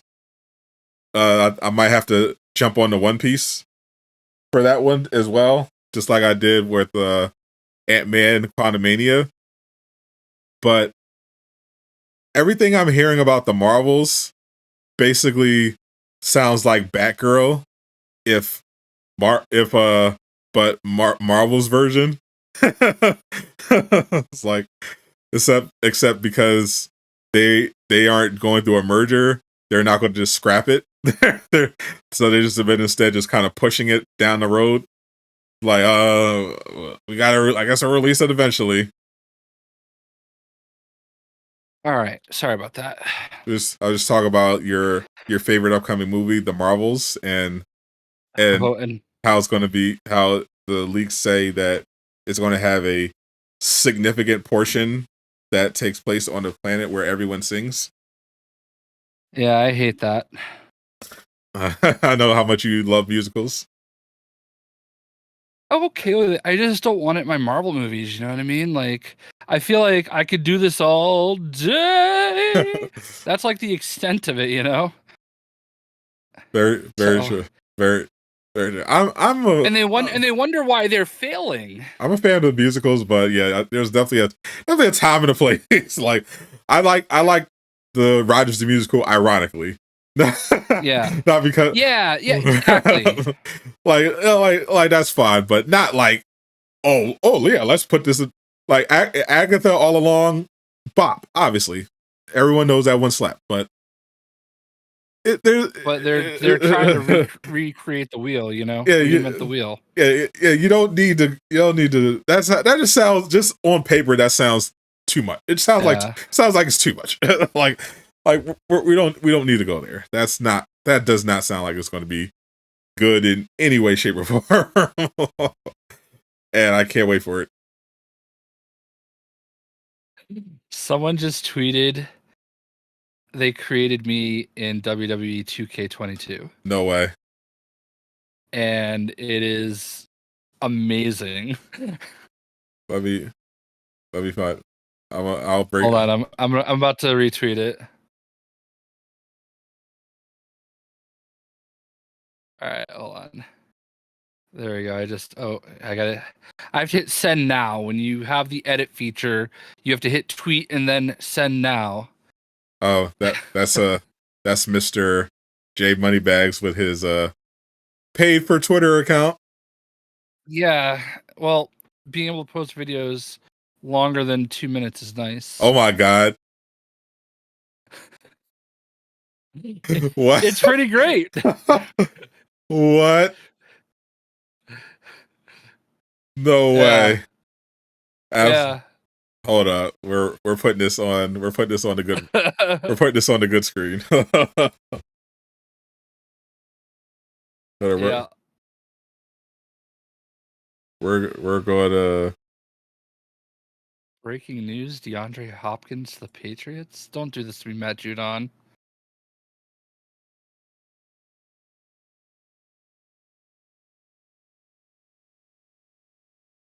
That is a perfect J-Shock blast.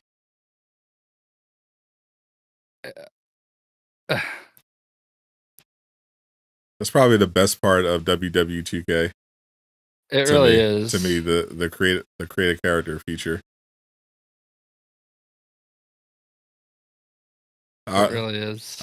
I watched a lot of your Royal Rumble videos with the crossovers.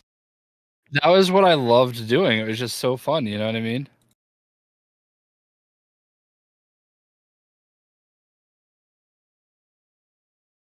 Let me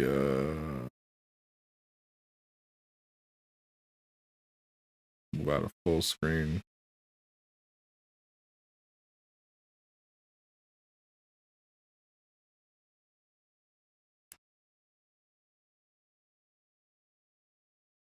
Move over.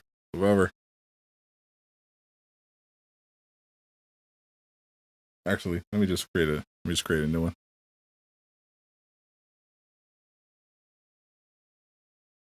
One of the 2K guys actually already liked it. What is as he should. Wow, he looks just like you. It's yeah.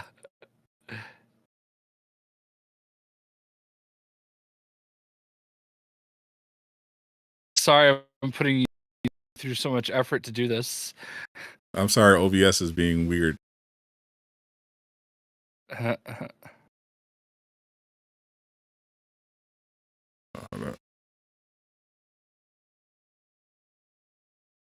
I think I'll just do standard Windows capture, just so they can see it.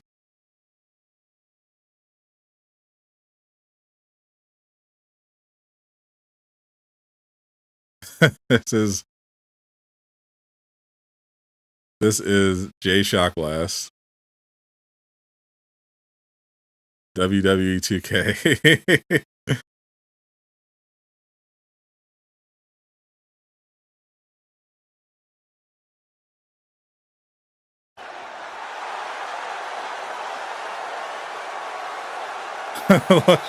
he hit me up in the DMs asking if I needed any help for it, and he said this is an example of it, and he basically just did it like not with an actual picture, but like a little clip of my picture from like a YouTube video, basically. So like it's crazy to think what you could do with like an actual picture. I'm not good at this stuff. So that's so good. But like everything about it is so good. He's even got that hoodie now. He's even got the Thor logo on the shirt. That's a good. Yeah. That's actually he actually gave you some legitimate merch. Yeah. Got the name down the arm. That's some good. That is absolutely flawless. Chat, I give you full permission to recreate myself in WWE 2K. You have my permission to create me in the game. That's actually make sure you have the Durag. That's very important. Gotta have the proper Durag. Yeah. Anyway. All right. So next, I wanna fan cast the Green Lantern show. This James Gunn described it as True Detective, but with the Green Lanterns. It'll mainly be around Jon Stewart and the second best Green Lantern, Hal Jordan. Whatever helps you sleep at night. as they explore the world, and I have some thoughts. I want to start with the superior Green Lantern, Jon Stewart. Do you have any ideas on who? And feel free to chime in, chat as well. I mean, it's like BooTube is saying. You know, John David Washington is obviously my choice. I feel like we've had this chat before. Like I definitely have. I feel like he'd just be perfect. And then Glenn Powell for Hal Jordan. I think they would just be great. Glenn Powell, Hal Jordan. Glenn Powell from Top Gun Maverick. I threw him down as a good choice. That one is good as well.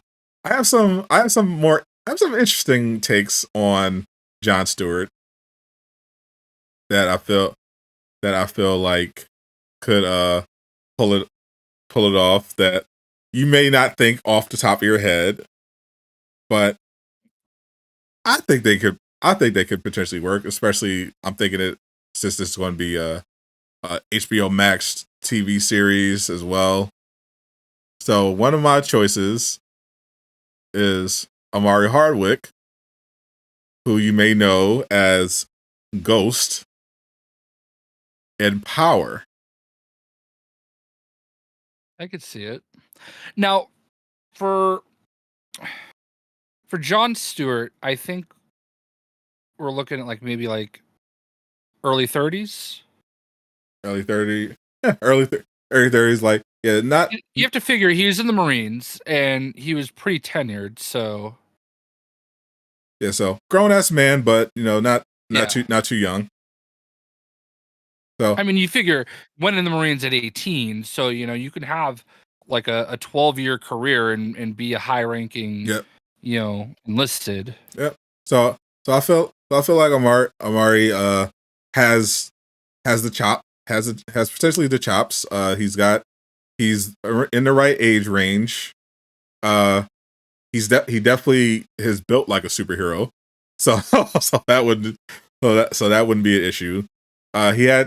He did a really good job in had some good range and power. He played, playing someone who is, this very successful businessman who, started out, as a drug dealer and manages his life as, this part-time club owner and as well as a father. And I just felt he did a really good job. And I like to see him get some more work, and I think he could potentially pull this off. Not my number one choice though, but I think he could be in the running. Now, the choice I feel more strongly about. Let me see. Let's see if you can vibe with this one.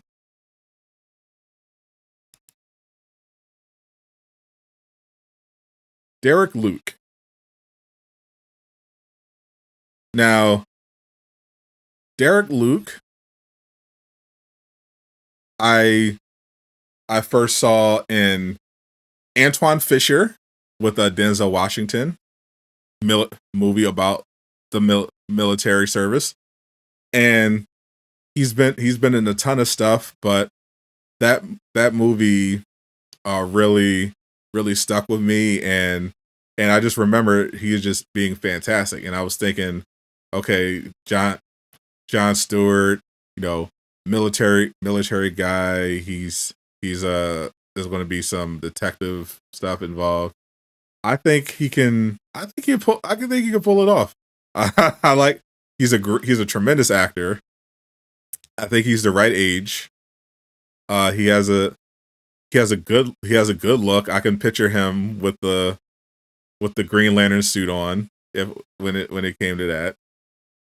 And we know that he can play a military guy because he did a tremendous job acting alongside, one of the GOATs, Denzel Washington. So I know John David is, the son, but this man went toe to toe with Denzel on screen. And another name I would throw in there potentially that I looked at and kind of talk myself into. I think Derek is my number one choice. I can kind of see it, I guess.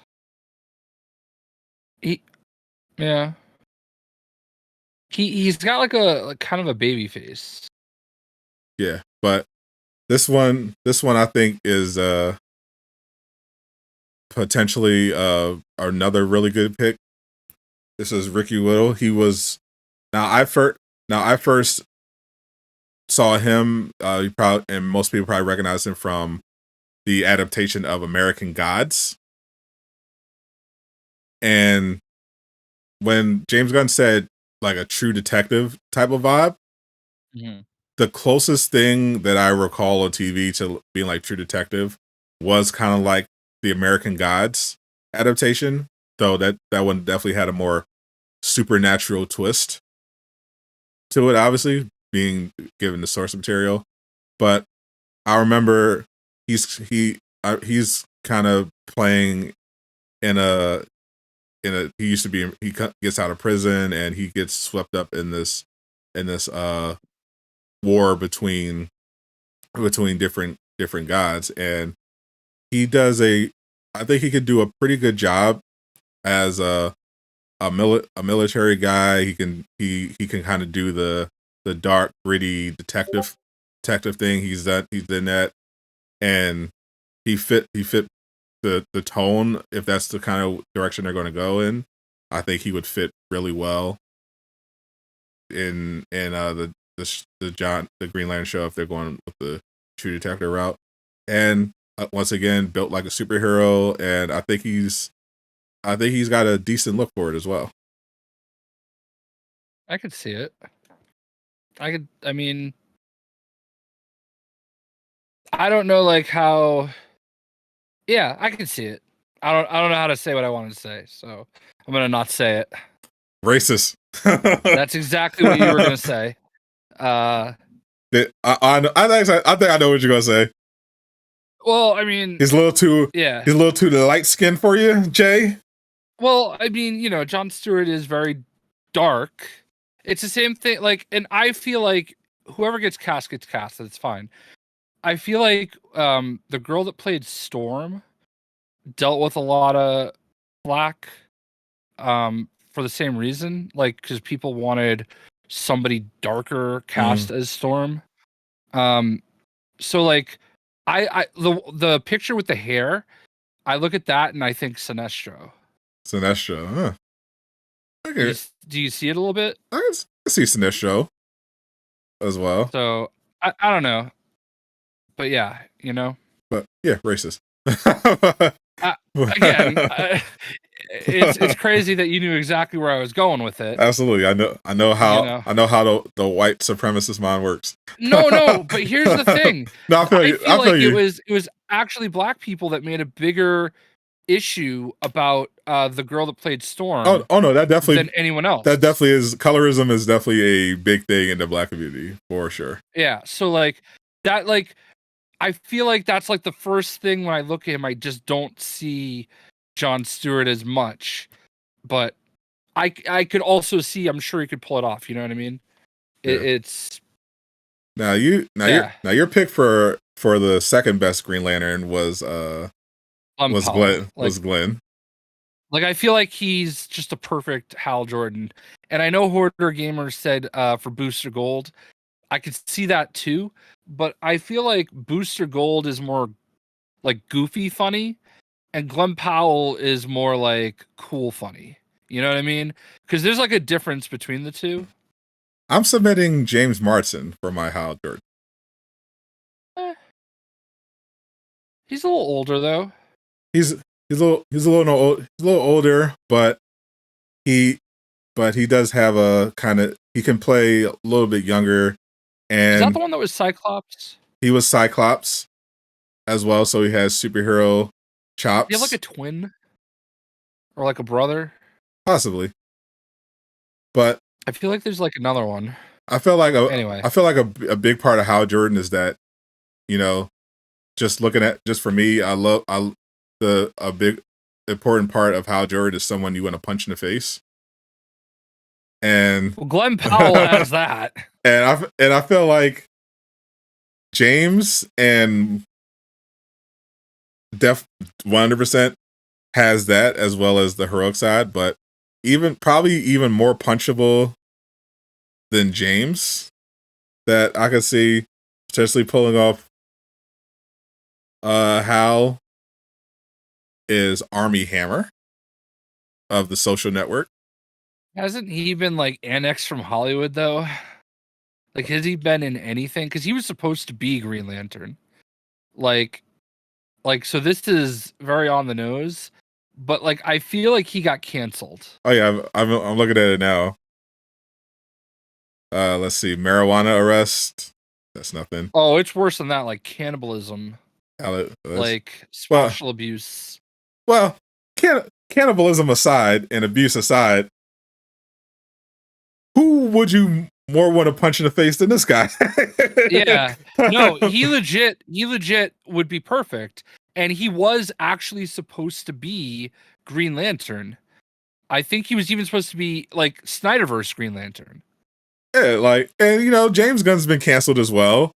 And he mentioned that when they asked him about Zachary Levi and his Pfizer comments, that, you know what, I'm not about that cancel business. You know, I don't have to agree with all my actors. You know, they do. He basically took I don't have to agree with everything they say. You know, as long as they do the job. So if James Gunn is open to it, you say if he's okay with someone saying stuff about Pfizer, maybe he'll be okay with someone eating people or something. If they're good allegedly, if they're good enough. It just depends. It just depends on the level. I mean, Ezra Miller is literally anchoring their biggest movie of the year.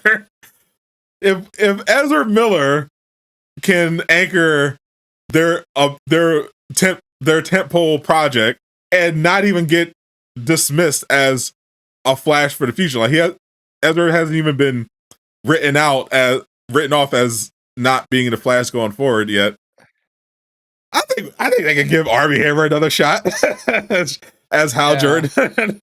I mean, if you're going to literally just go see Ezra Miller, I mean, why stop there? Let Armie Hammer get some love.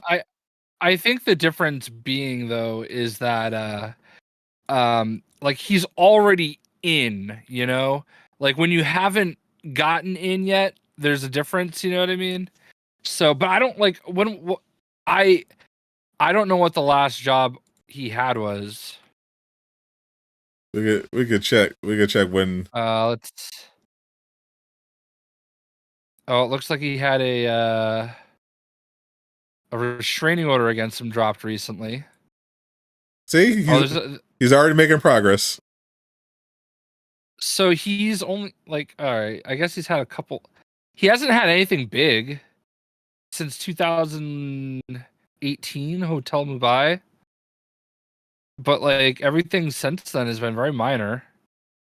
But unless I don't recognize any of this stuff. But he's been working. I mean, Death on the Nile was a pretty big film. Was it? I don't remember that. Death on the Nile. That was the Gal Gadot, Agatha Christie adaptation. Oh, that was a big. Yeah, that was a big movie. Yeah, big lot. But I mean, but look, like his stuff dried up a little bit. You know what I mean? I mean, that's inevitable, but and that could also be COVID related. But timeline of controversies. I guess the allegations started in 2021. Exit Shotgun Wedding. Armie Hammer X comes forward with her own allegations. Exits the Godfather series. Elizabeth Chambers breaks silence on allegations. Armie Hammer dropped by his talent agency. Recast in Gaslit.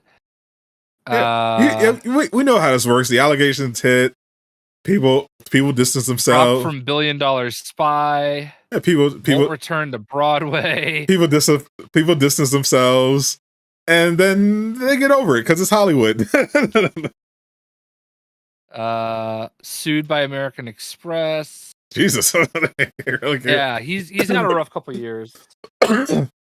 So I mean, we said the same thing about Louis C.K. though, and he just sold out. And he just sold out Madison Square Garden. Yeah. so anyway, when it comes to Hollywood, there is always redemption. If Mel Gibson can still get work, anyone can. Anyone. And I mean anyone. And Now I want to go. Speaking of the Flash.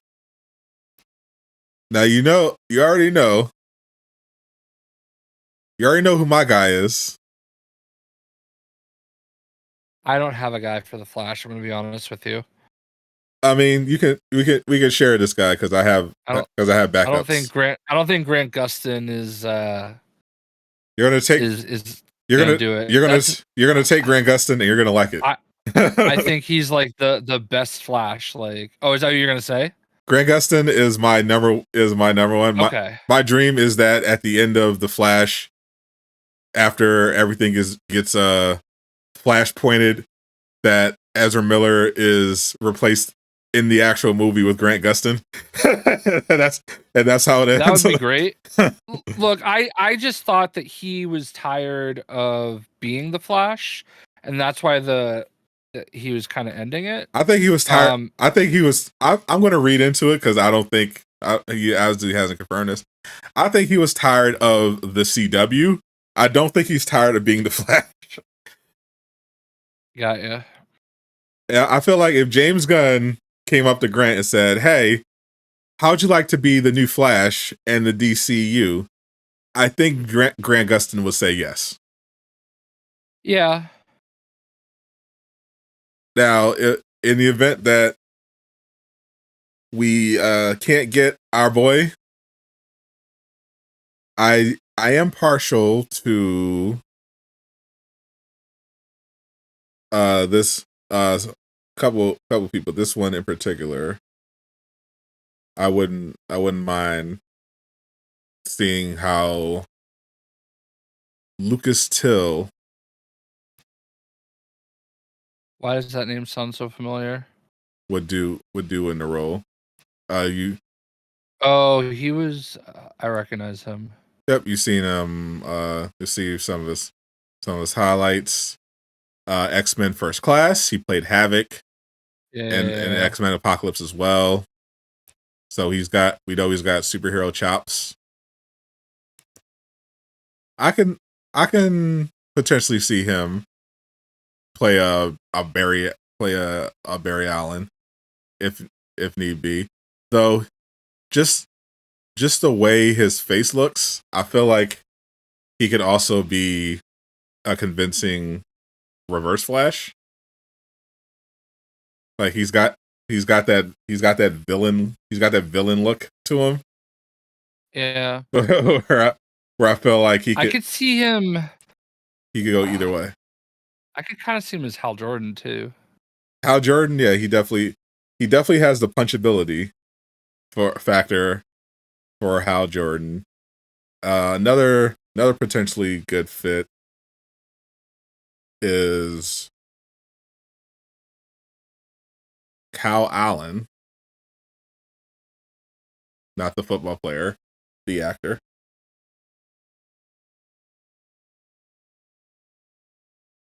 Potentially as Barry Allen. Younger. Yeah, I can see that. Has a bit of a look. I remember he was in West Side Story. That was his like big claim to fame. So he's got the whole, I think he's got the whole wholesome Barry Allen vibe going, if they want to go in that direction. Feels like he'd be a step up from Ezra Miller, because I don't know, Ezra Miller plays the Flash like very neurotic and nerdy, and I feel like Hal could play a more comic centered version of Barry, because the whole gosh thing kind of annoyed me with Ezra before all the allegations, before all the incidents. Ezra Miller's Barry, I felt like, I don't know, was a bit too all shucks for my taste. Yeah, that's why obviously it's hard to compare with the GOAT Grant Gustin, but I like that Grant Gustin I thought Grant Gustin played the role more earnestly, and as you know, he's a nerd, but he doesn't. But it's because he's smart, not because he's pushing up his glasses and tripping all the time. It's because he's a genius, and I could definitely see him as a playing or working at the police department. Jared Leto is. Oh God, no! Wait, no more Jared Leto. No, keep Jared Leto out of James Gunn's DC, please. No more. No more Jared Leto, please. That's probably the best part of the Snyderverse ending. We hopefully will never have to see Jared Leto's Joker ever again. Yeah. That was not one of the better Joker performances. Honestly, I think it might be better for James Gunn to avoid the Joker, at least in the early on. For now, Yeah. Brave and the Bold could maybe go away from the Joker for the Batman villain. You got Damian. You have options if you want to go with Batman villains. I feel like there's no reason to reach for the Joker so soon. Let it cook a little bit. Bring in the Joker later on. See how all this works out. Because we don't want to. I feel like we're kind of watering down the character at this point. Like you're gonna have a Joker movie going on right while the DCU is launching with the Joker 2, which is going to be Elseworlds. I feel like just give it a minute. You kind of have. I'm not sure if the Batman is going to do that, but it kind of looked like they had the Joker at the end of the Batman. So, maybe it'd be in the best interest of James Gunn to kind of chill on the Joker. We'll give it time. But if we are going to cast the Joker, Ian from Shameless, one of my favorite Joker performances. I think the best, in my opinion, Joker performance since Heath Ledger's. I thought he did a fantastic job, and it was kind of wasted on TV. I think because it was like, this is kind of too good to be on Gotham. Like why? Yeah. Why is this not in a movie? But isn't that the guy that's Cal Kestis? Yeah, he's Cal Kestis as well. Yeah, he was good. It's fantastic. I have my Wonder Woman. Are we going to Wonder Woman? Yes, we are. We can go to Wonder Woman. Who we got? I have two. Ana de Armas. Ooh, I had Anna too. As a possibility. Where is she? I like her look. Alexandra Daddario. Yeah, basic. I had Anna, but I found a couple people I like more. Alexandra Daddario. I can't. We'll pull her just because she might be a little too white. Yeah, she's extraordinarily white, but she's that was my issue. Like, I feel like there's some pictures of her that like she's got the look and she could do it. Like that second one with the red ensemble, like right there, But then there's some times where she's absolutely gorgeous, right? But I don't really see Wonder Woman. I see, like I'm looking through here. Like I kind of see a little bit of Selena Kyle there, though. Selena Kyle, definitely she could pull off Selena. I mean, have you seen her in White Lotus? Oh, no. I recommend it. But just don't tell your wife. But who? And you had Anna De Armas. And Anna de Armas. Now she more like Anna. Ooh, Zatanna. That's actually, I could definitely see her as Zatanna. Yeah. Oh yeah.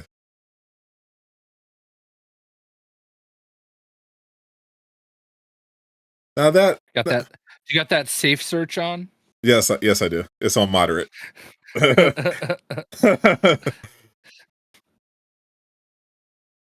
Yeah, she's got that exotic vibe. Yeah, that's I could definitely see. She definitely because she reminds me of Gal Gadot a little bit in some of these, but Yeah. I can see that. I can see that she would definitely work well as a Wonder Woman. Definitely believable. To look at me is important. Ideally, I'd like, a little bit of a muscle mommy, but beggars can't be choosers. and at least someone that's not aggressively white per se, or at least someone that looks like they can be an Amazon. Yeah. You see, like I had a couple of names. I had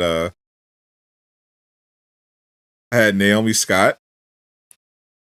I know people are gonna be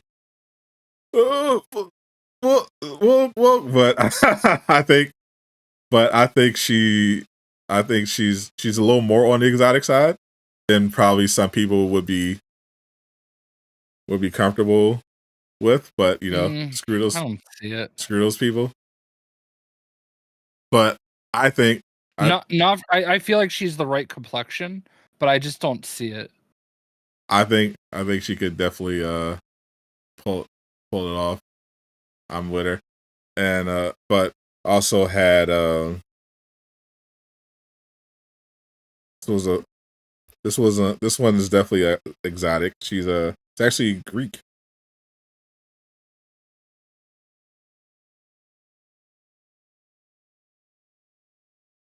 Lysandre Muhat. I could definitely get behind her. That's not AOC. Yep, from it. I could definitely see her pulling off Diana. Was she Cassandra?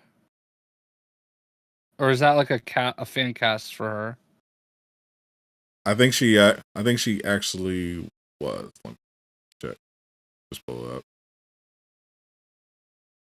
Yeah, she played Cassandra in Assassin's Creed Odyssey. Love Cassandra is bae. And definitely she could definitely play a badass warrior. she's got that look. I think she's my favorite that I've seen so far. But I also just purely on the look. Gina Carano is Wonder Woman. No, she's a little too thick. Yeah, look, she's a muscle mommy, but she's definitely she could be a Wonder Woman villain. she's huge. But yeah, Gina Carano seems more She-Hulk. Yeah. And I thought Phoebe Tonkin could be an interesting choice as well.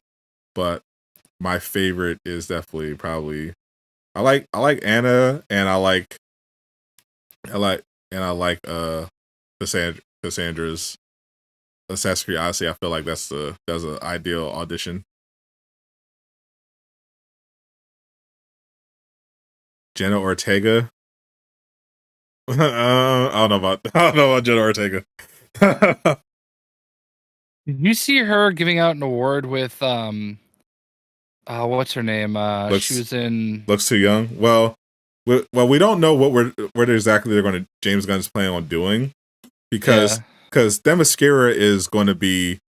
I'm assuming he's going to go younger because Themyscira takes place before Wonder Woman was even born, and he's going to go relatively young with Superman as well.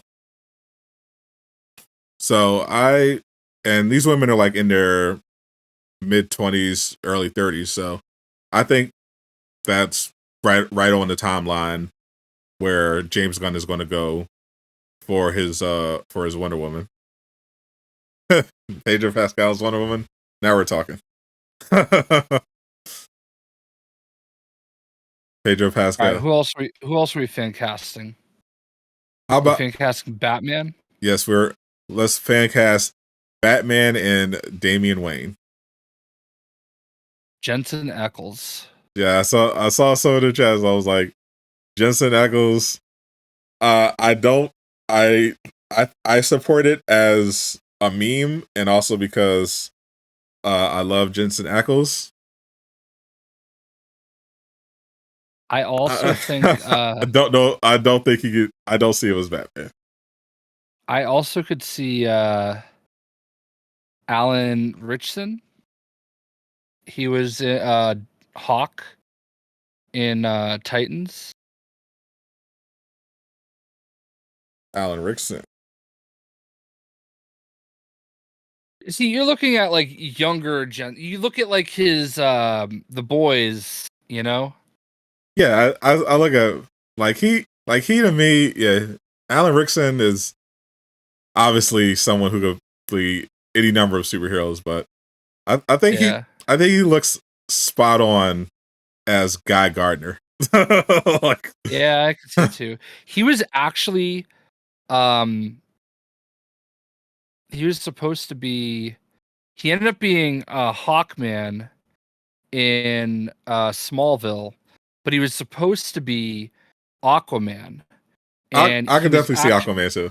If you actually look for it, there's a Mercy Reef. There was a pilot with him as Aquaman, and it's actually out there if you Google like Mercy Reef. But yeah. Anyway. Yeah, Smallville. That brings me back. That brings back memories. Yeah, I don't know about Batman. Maybe I could definitely see him potentially pulling off, but Aquaman. Oh wait, no, I think I mixed up. He was Aquaman. Justin Hartley was supposed to be Aquaman, and they made him Green Arrow instead. Mixed him up. My bad. Boomer. So he actually was Aquaman. Yep. Justin Hart. When you Googled that, I thought about it. I was like, oh wait, no, I got him mixed up. Justin Hartley was originally going to be Aquaman in Mercy Reef, and then they turned him into Green Lantern in Smallville. But Alan Richson was actually Aquaman in Smallville. He was. Before he made Aquaman cool before Jason Momoa. And you know what? You can have him go back to being Aquaman. You know, I'm fine with that too. So Jensen Ackles, I fully support just for being Jensen Ackles, but for the brave and the bold Batman, since James Gunn is going in that direction with Batman as a father, I like if he wants to go older, we could go Josh Brolin, or a little younger, John Hamm. I don't mind John Hamm because I think it doesn't sound like he wants to go young with Batman, and I'm thinking of who can play Bruce Wayne, who can play Batman, who could also do the father thing. And I feel like Josh Brolin and John Hamm could definitely bring, especially Josh. I think he could bring that grittiness to the role, kind of like a been there. I got one for you. What you got? Henry Cavill. Henry Cavill as Batman would be hilarious. Will Arnett. Henry Cavill. Henry Cavill Batman. The ultimate plot twist.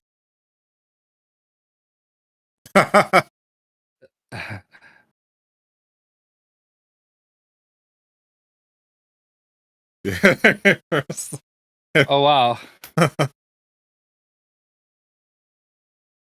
I mean, thing about Henry Cavill is that he literally just looks like a superhero. Yeah. so you can just put him in any suit. He's just like, yeah, I can see.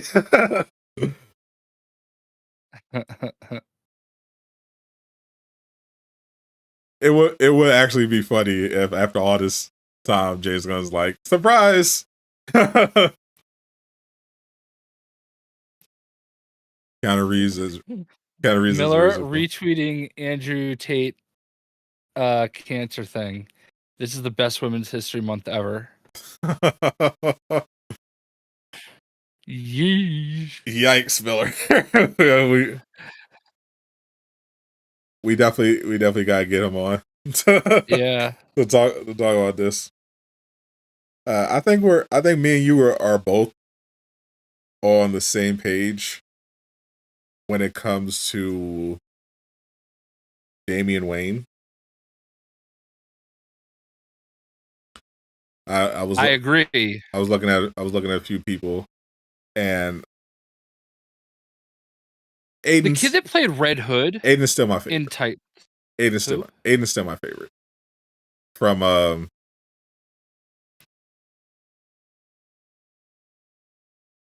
you mentioned him before as well. Did I? What's he from?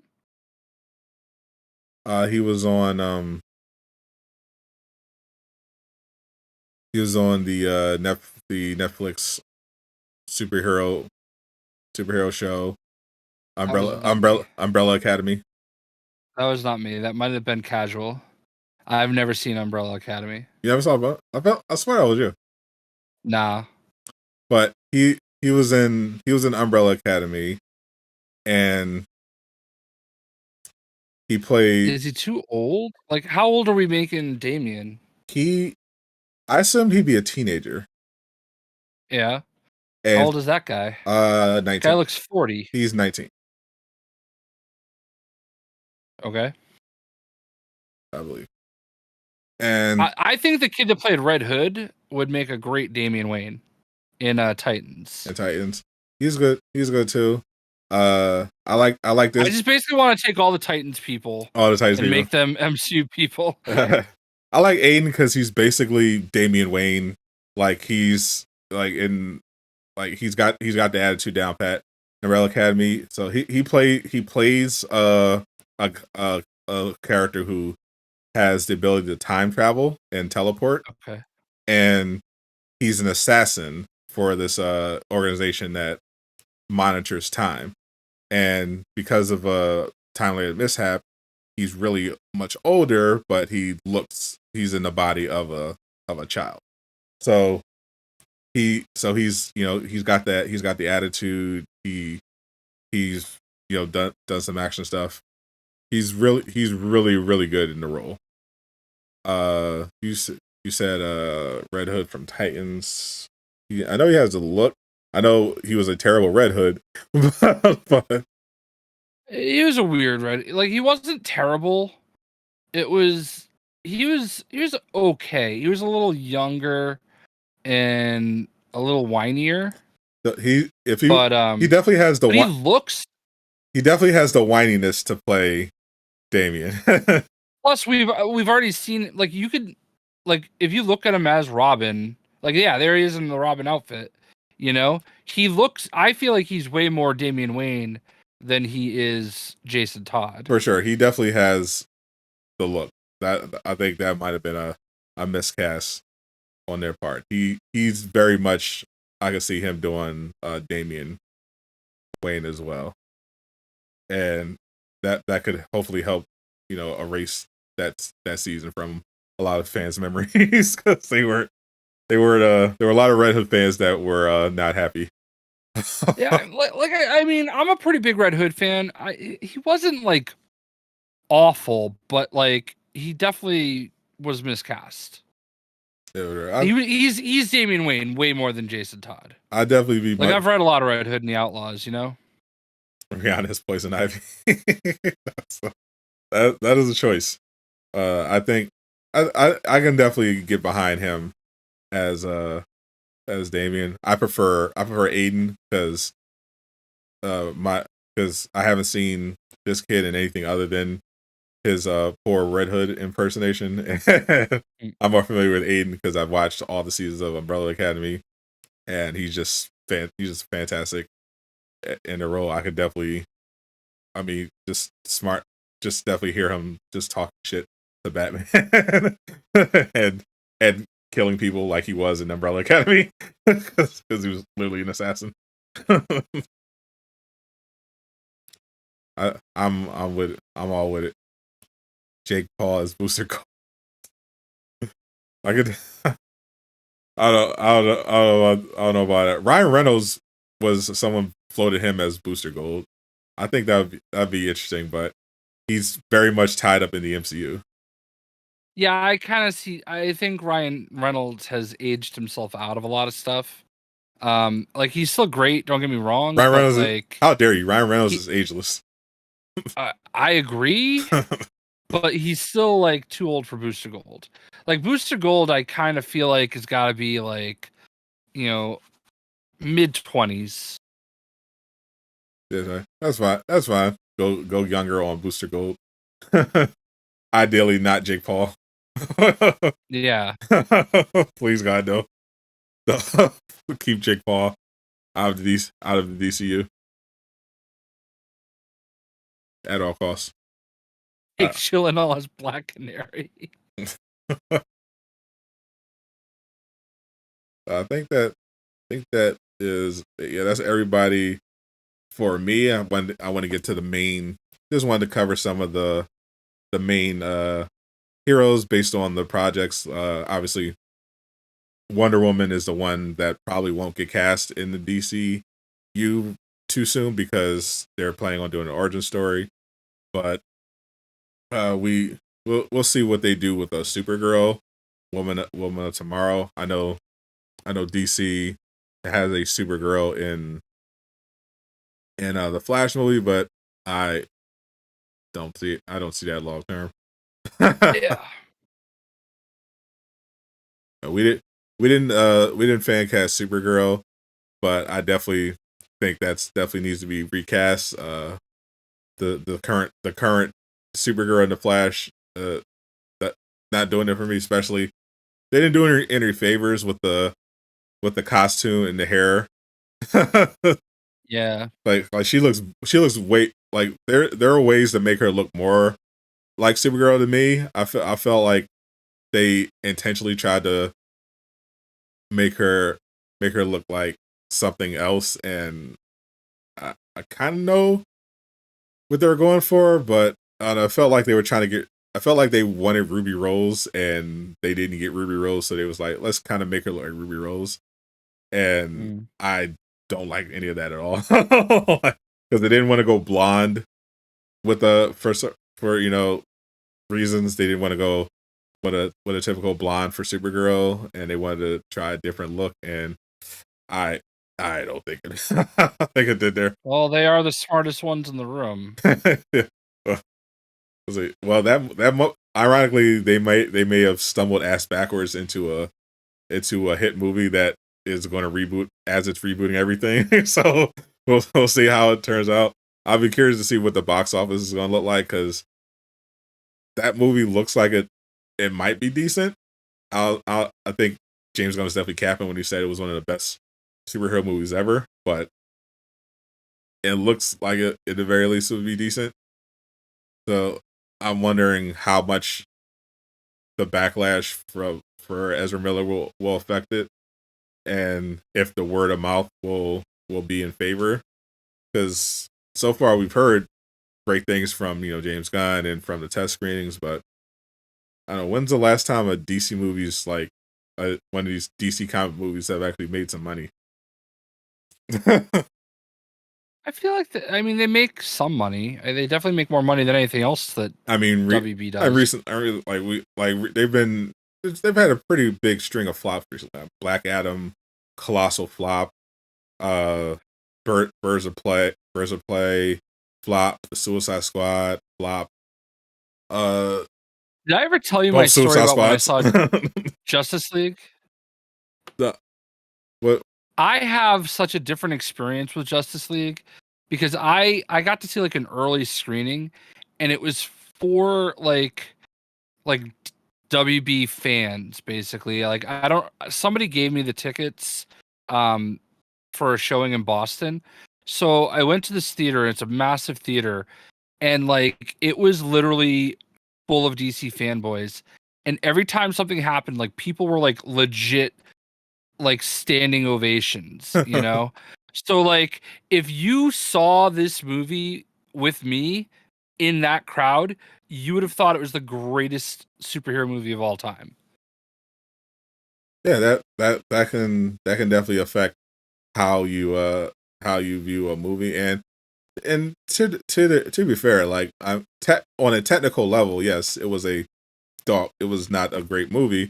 Yeah. But it definitely had some really cool moments that if you're a DC fan would have definitely had you geeking out. Like, you know, obviously you could see from a technical perspective how it was a bit of a mess. But I at least enjoyed, you know, some of those, you know, the Superman coming back and fighting Justice League and the whole his fight with Steppenwolf and everything, and then in the Snyder cut, that whole Flash reverse the time, that was all great. But it can definitely if you stack the theater in favor, you can definitely get some more favorable screenings. But to me, I kind of like the crowd can play a role, but these days I've still kind of like watched the movie from a critic standpoint a little bit. I can kind of slip in and enjoy it a bit, but I'm still kind of like, this is still shit. I'm laughing at Eastwood right now about me getting exclusive tickets to a movie. Eastwood, you don't want that, because I was literally flown to New York City to see Aquaman a month early. So yeah, see, king of the flex. Yeah, but I wouldn't have if Eastwood didn't laugh at it.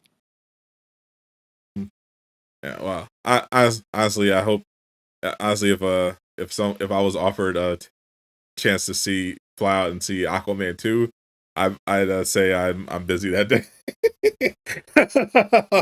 I'd still take it. I would take it. Maybe I take it. Maybe I consider it for the Flash movie because I want to see Keaton, but I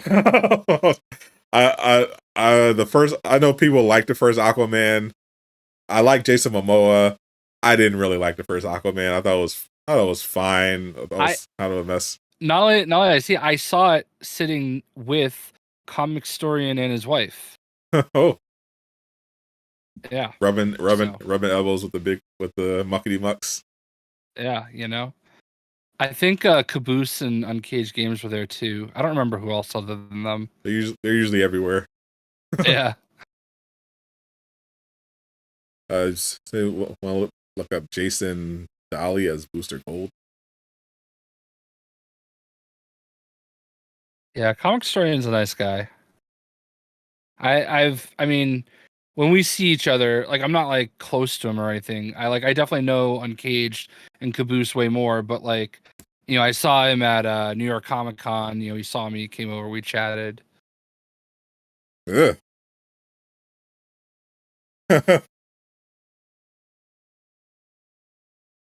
No. Maybe. The one with the bow tie, that I could see Booster Gold there a little bit. He's got a face that sneaks up on you. And not a good way. Maybe. I can see it a little bit there, you know what I mean? You'd have to lose the beard though. Yeah. There's a suit. That is kind of the type of person though that you would want. It looks a lot. Yeah, the word smarmy comes to mind.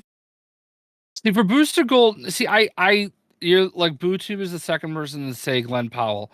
I don't think Glenn Powell is that kind of like Glenn Powell is like cool, smooth. You know what I mean? And Booster Gold is corny. Yeah, this guy definitely was corny. I'll give him that one. I guess I can see it. Yeah.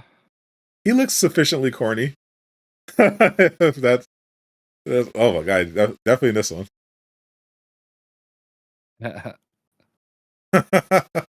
What the hell is that mop? Holy.